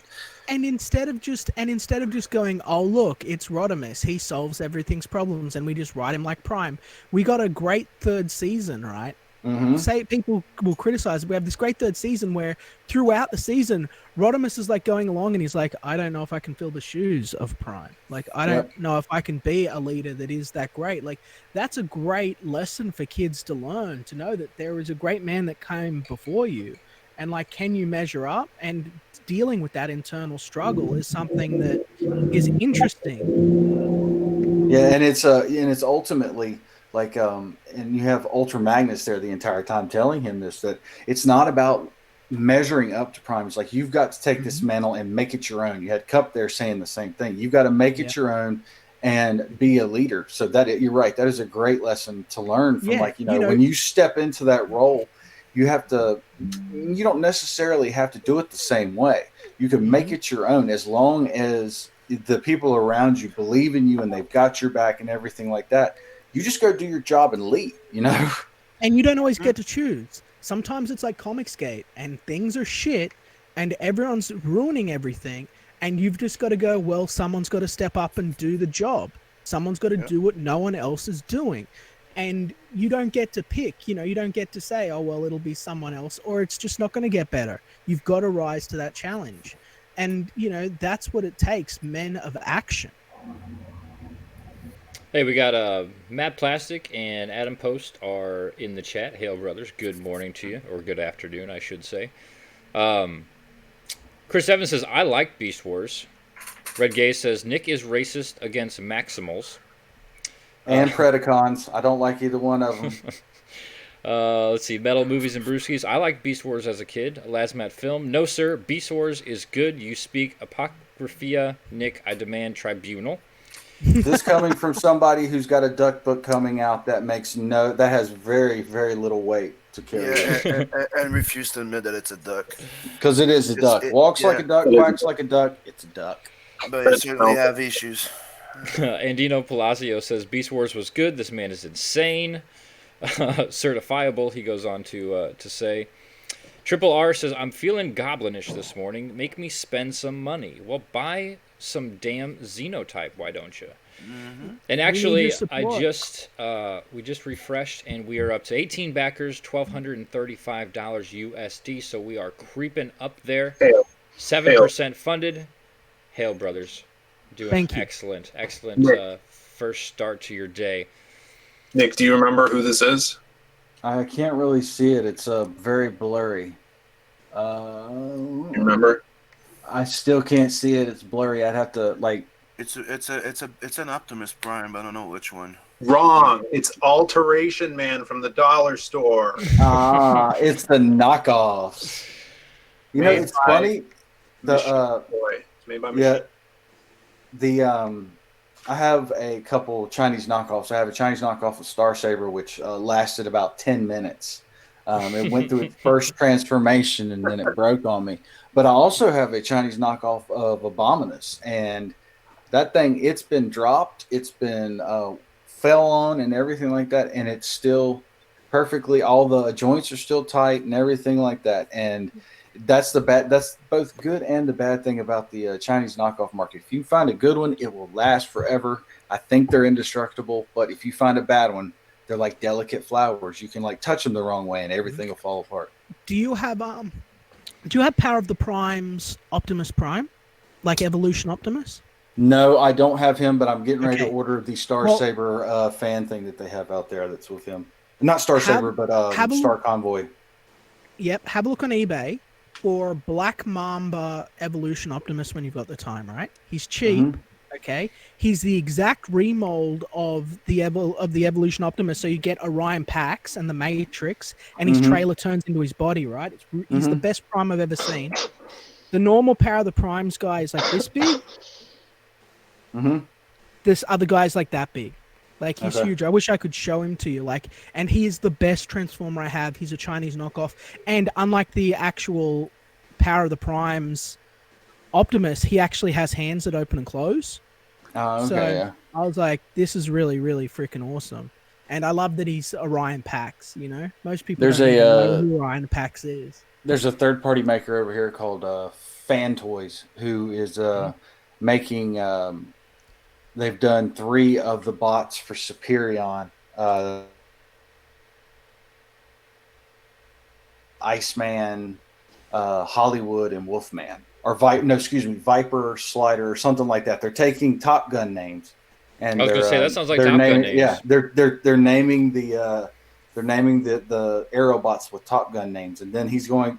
The bots themselves are pretty substantial. They're like the size of I would say probably a Power of the Primes Prime or something like that, a big bot. And then they're all going to be combiners and form into a huge Superion. They're also doing one for the Stunticons as well. We must have said Optimus too many times because now Optimus Deadpool is in the chat. Hail, good morning to you, bro. Yeah, We invoked him. We did. Yeah, I've been checking to buy one of those masterpiece edition of Optimus Prime. I've got one of him. I've got a Masterpiece Prime. And I've been seeing those. I think they're Chinese. They're knockoffs on eBay for like $50 or something. If you're not paying over $100 US for a Masterpiece Optimus Prime, you're dealing with a knockoff or somebody's lying to you. Phil, that doesn't look like a Transformer. What the fuck is that? No. It is Charlie. He says, buy Magic Cop. Charlie says, buy Magic Cop. I seriously could not tell what the fuck you had in your hand there for a moment. Charlie Bucket. Charlie Bucket. He looks like he does not want to be there. He looks like a dang-a-tang. Oh my Is that why your werewolf looks like your dog? Kind of looks like your I dog. look like a dog, you cuck. How long did your Tucci cards hang around? They sold out like in the day. Nice. Yeah. Yeah, Billy Tucci's awesome. Can't believe he did that for me. It was so cool. He's a really good guy. Supporter of Comicsgate. George Peter Gatzis says, anyone buy the Unicron huge transforming toy? Because that's like $1,000. Damn. Yeah. All my money's been going into art production. I've had to make a lot of personal sacrifices, so I can't just. Well, that's nothing though. understand. If you go and find a good condition with the stickers applied and tight joints and all the parts of the original Generation 1 Fortress Maximus that's not a reprint, that's an easy way to spend $3,500. Holy fuck, dude. And it'll go up. That's the thing, because Yeah. of these. It's like the Comicsgate books. It's like this Xenotype stuff. You get this stuff now. It's rare, collectible. We throw some foil on the cover, and no one else gets it. You know, copies or versions like it. You know, they're more expensive than otherwise, so people are sort of apprehensive to throw in. And then on the secondary market, these things are like 2-3 times the price. Mm-hmm. So well, that's the great thing about like the movies. Like as much as I hate the Michael Bay movies, I want them to keep coming out. As much as I don't like the Beast, not going to like the Beast Wars movie, I want it to come out because every time a movie comes out, the price on my collection goes up. Yeah, the that's true. value on this, because that's just the way that it works. Mm-hmm. You know, that actually that did not happen though with Star Wars toys. Well, yeah. Well, they sunk the ship, you know what I mean? They sort of Yeah. sunk the ship. I have a bunch of the old, like the 1994 Kenner red card backing. Those original figures still in the packaging and everything that I was going to try to unload when The Force Awakens came out. Because I was like, oh, this will be perfect. You know, new Star Wars movie. You know, the old figures will go up in price. And they did not. Well, you have to actually be a Star Wars movie to qualify as a Star Wars movie. I don't consider the Disney That's true. the Disney movies to be Star Wars movies, and I think a lot of collectors did that as well because the price definitely, at least in Transformers, they still say that they're Transformers movies. They don't like them, but they still do that. I think with the sequel trilogy, that has really. Because you can't, like they're having to come out with Return of the Jedi toy sets and Empire Strikes Back toy sets and the New Hope toy sets to offset the fact that nothing from the sequel trilogy is selling. Yeah. Yeah, nobody wants those toys. They're in the dollar bins all over the place. Clearance aisle at Walmart for $1. It's pretty sad, actually. But I guess that's what happens when you just completely destroy an entire collector's market and fandom. Hey guys, I just made a Reddit post. I just posted my new illustration of PewDiePie and Nesper. I'm gonna send it to you real quick, and I'm hoping it's gonna get enough upvotes, and we're gonna see it in one of PewDiePie's videos. That's the goal. Trying to hitch PewDiePie to that plow, are you? Well, we watched. I was never really much of a PewDiePie guy, but Odie always was, you know. Oh, And I so- watched it from the very beginning, from 2012. Every single video, every day. And he got me into watching his Minecraft. That's why I'm scared of getting addicted to it. Wanger and I'll talk about that at some point. But we were watching his great Minecraft saga. That was one of the things we'd do. We'd take break, we'd have lunch, and we'd watch his fun little videos. You know, have some laughs. And his name's also Felix. You know, I named Esper Felix because he was originally black and white. You know, but then, you know, Odie and I started watching PewDiePie, and his name's Felix, and we thought, that's great. So we did this promotional piece for him. Wow. All right, hold on. Let me get the get the screen share on Hangouts going here. Always pay your debts. Always thank the people that inspire you, you know?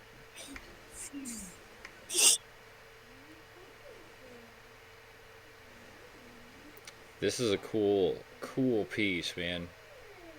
Yeah, I think this should get some traction. I hope so. I mean, it took me quite a while to draw, but I figured it would be worth it. Who did the colors on that? Who do you think? I actually drew it a few months ago, and today I corrected a few stuff because my skills have improved, obviously. Sure. And yeah, put a lot of color into it, and Awesome, man. got a lot of Easter eggs too. Yeah. I mean, that's my boy. That's Odie, you know? That's all him. All those colors, all that work, that's all him. Yeah, those glows are amazing. I love that. Yeah. Imagine if we could make the whole book look like this, but it would just take too long. It'd take a whole year. It would take a whole year to do the book. It would take a century to do it that level of. Yeah. That's incredible. That does look really, it's really just good. fucking good, man. When we say we're going to be the best, we're going to be the best in the world. We're going to bring everyone up with us. We're going to blaze a new path, and we're going to earn our 1% of Comicsgate. You know what I mean? We're going to take that market, and we're going to do great things. We just need the chat to believe in us and help us put gold into their hands. That 1%, brother. That's it. Like, imagine, and you're looking at this now and you're thinking, wow, that's a really great painting. That's a really great picture. Imagine what Odie's going to be in 10 years. You invest in his future now. You get to be someone that we know. You get to be someone that follows us as we come up through this world. You get to see the kind of artist that he'll become, you know? Yeah, that's why I'm saying, you know, on the campaign page here, $300 for some original illustration by Odie here is just gonna skyrocket in value because you're 19. Mm-hmm. Can you even drink legally in your country? Well, I can. I think. Well, actually, I haven't looked into it because I'm not interested. I don't like drinking. Basically, I'd rather like drink a milkshake or something. You just drink from teapots, right? Oh yeah. I have my teapot over here. Yeah. Yeah, his kettle. That's keeping him safe from the coronavirus. Yeah. Oh yeah.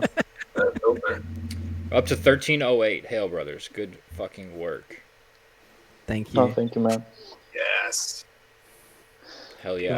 The funny thing is, I forgot to put my signature on the illustration. Just realized. Oh yeah. Oh, on the Reddit illustration? Yeah, damn it. Oh, whoops. Oh, it's fine. Doesn't matter. No one's going to be able to fake that it's you. You know, you've got the original. Yeah. That is so cool. Thank I you. know, man. Like the realism that you got in like PewDiePie is off the fucking wall, man. I mean, it's just damn good.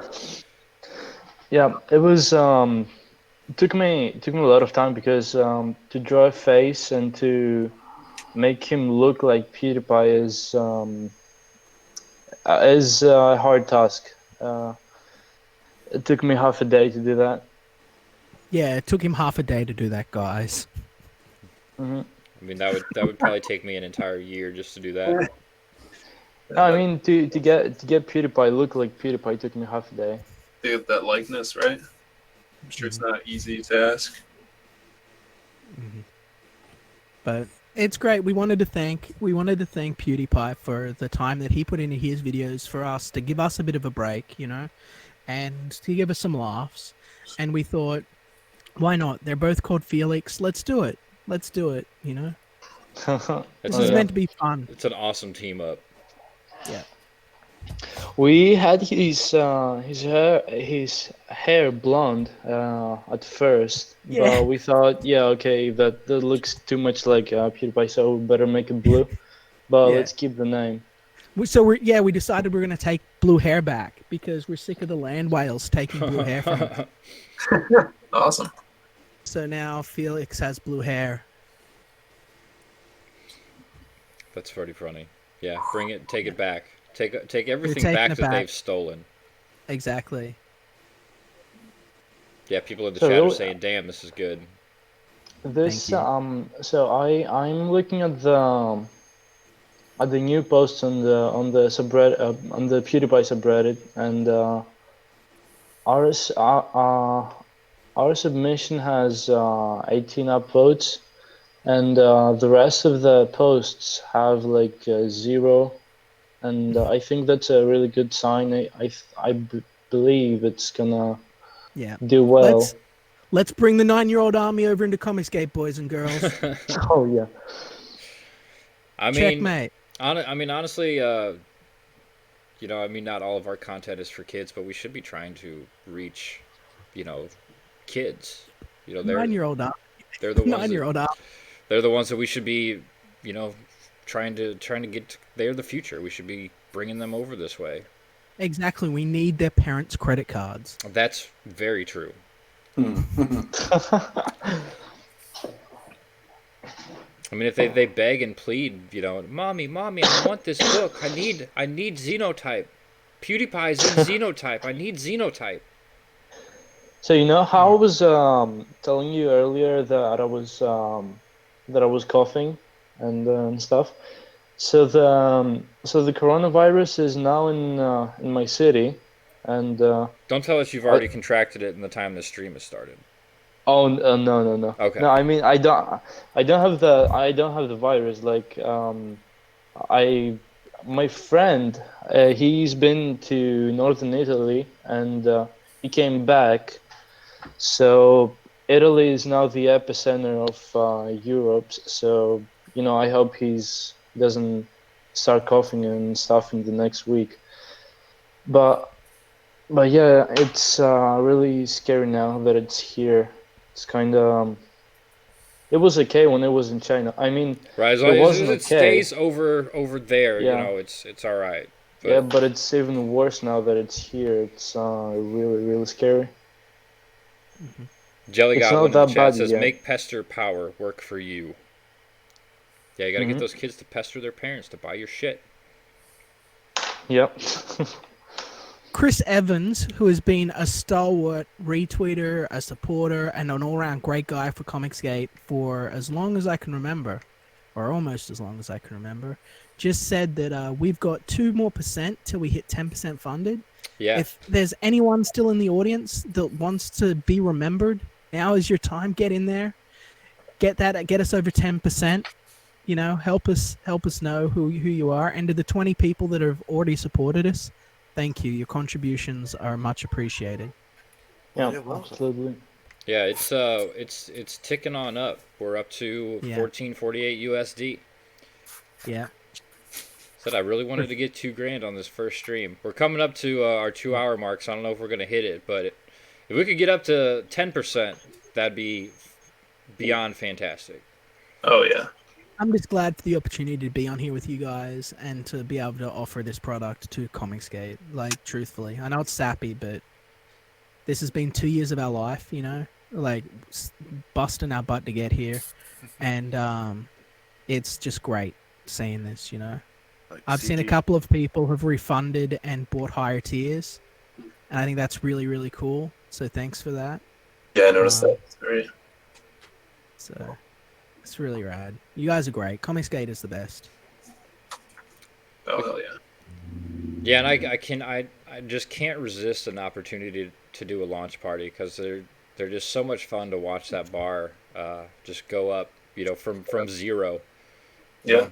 We've gotten 20 backers in the last 2 hours. You know, if you guys can keep that going throughout the day, you know, I know you got what else you got planned for today? Tell the audience where they can find you if they want to follow you guys around today. Next up, we're heading over to Red Gaze. Now, of course, if anyone wants us from sort of the next hour after we close out the show, I don't think we'll have the time maybe, but like we've got an opening there. But then at 1 p.m. Eastern Standard Time, we're booked into Red Gaze. Then we're heading over to CG UK to be harangued and harassed by the communist. Then I'm going to be heading over with my buddy Vinny over at Livestream Spotlight. We'll be over there. Then it's Vinny Art? Vinny for sure. He just popped into the chat. He's my boy. Vinny's my boy. Hail, Vinny. Yo, Vinny. How you doing, mate? Thanks. After that, we're heading over to Doodle and Chill, and then Mandy Summer's stream, and then we're going to close out the day, as it looks now, unless another opportunity arises, with CG Manga. That's the show that Simon and I started, where we're going to be talking about the notorious, the infamous, the much Angel beloved Cop. Angel Cop. Ooh. You want to see it? You want to It's see a manga RoboCop on about? crack. You want to see? Yeah, you want to see an anime about shooting communists? Then there is not a better anime. Yep. So when are you really going to get that show going by covering the movie that you have to cover before you can really cover anything else? And it's called Akira. Once you do the Akira show, then you'll be able to actually call yourself a manga and anime right now, stream. We're keeping Akira because we don't want to start with the best one. Come on. Yeah. No, you have to start where it all begins, though. No, Everyone But, starts dude, with Akira. I said to Liam, we are not covering Akira till I'm done reading the entire series, and I bought the entire freaking series, and now I'm at volume 2. I'm just giving you a hard time, yo. It's okay. But well, his excuse actually, keeps changing because at first it was, we're not doing Akira till Nick can come on stream with us. yeah, and now it's this. It happens. It's a song that never ends. It course just goes Nick on is and on. gonna My friend. You know, it's just one of those things. I did say that to Liam. The thing that the show that I'm really looking forward to, you know, all the jokes aside and everything, there is a show that I'm hoping you guys will do one day, because I feel that this, not only the movies but the show itself, is highly under-talked about and highly underrated, and that is Pat Labor. Pat Labor is probably one of my favorite animes and mangas of all time. The concept behind it was fantastic. These, you know, every country has their own version. You have the Soviet, Russian versions. You have the Japanese versions. It was so popular in Japan, they actually made life-size stand-up things of these. Where like they had to bring them in on the back of trucks and put them up like you would a ballistic missile and stuff like that. So wow, yeah, no, I'm a big Pat Labor fan. Everything about that show is just awesome. But you know, just to make sure that everybody understands, we're gonna cover all of them, even the the one that people don't know about. Like we were gonna talk about Armitage. There's a whole bunch of little, ones that pass under the radar that are very underrated. Yeah. And we're also gonna cover Akira. And we voted. We put up the vote for the community. We're not covering Aritsusuka Doji. Yes, we are. That's the last man in the chat. That's where his vote's at. We put up a vote where it was, hey, do you want us to cover Ninja Scroll or do you want us to cover Akira? And the community said they wanted Ninja Scroll, so that's what we did, you know? Yeah. So, but Akira was great. Odie hadn't seen Akira, and I sat down and I watched it with him, and it was a good time. once you watch Akira, it's like that moment when you finally come to terms or either can understand the fact that Darth Vader is Luke's father. That is how mind-blowing and life-changing Akira can be to some people. I've seen it happen. The same way with, once you sit down and understand Pat Labor, once you sit down and understand Trinity Blood, just all kinds of different stuff. Yeah, Ninja Scroll. Me with a ninja, but I'm not big into the ninja trope or the samurai trope when it comes to anime. So that's you're kind of beating a dead horse on that one. But I understand that other people absolutely love it, and that's all cool and everything like that. That's just not really my thing. Well, I think that sounds like a pretty good place to wrap it up for today. Liam, Odie, of course, good luck to the rest of the day. I will probably be creeping along in the background for most of it. Of course, I'll be there for Doodle and Chill later on Sim's channel. Refresh the page. Yeah. Refresh the page, of course. Yeah, you're at $1,500. Before we go, as we close out, would we just like to grace the audience one last time with our trailer? Yeah. Which one? I've got, we have multiple. Anyone you want, just maybe the first one, maybe the top one. That's our. Yeah.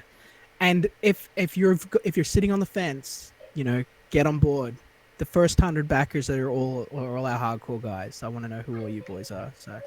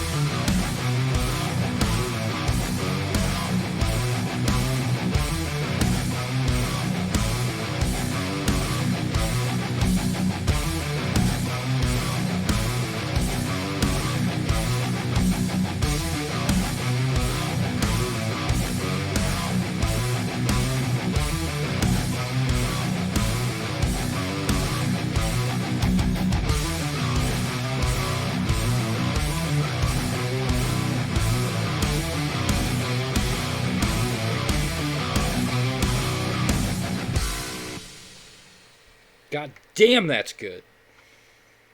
God damn, that's good. All right, everybody. Thank you for coming out today. Everybody in the chat, hail. You guys have been absolutely stunning. Make sure you get on Xenotype.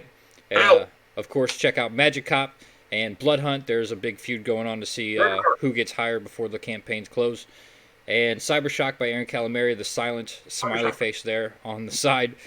He's got one more Sim sketch card left. And I think you still got a couple of the limited edition tiers. Yeah, 4 more. 4 more limited edition. Those covers are absolutely beautiful. I do want to look at that right before we get out of here. That is this beautiful cover right here that you were seeing by The Art of Zoo. All him. Absolutely gorgeous cover. Get those before they are gone because they will not last very long and they will never be reprinted again. So, and that one is $30 out the door, no shipping. No, of course I don't have the damn window chair open. Boomered it up again. Damn it, Aaron. I blame you. What a boomer. Fuck you. It's all your fault. What a dang-a-tang. Yeah. What a dang-a-tang. Definitely a dang-a-tang. All right, everybody. Thank you for coming out. Have a great Saturday, and we will see you all soon. Thanks, guys. Thanks for having me on. For having us on. Hail CG. Hail CG.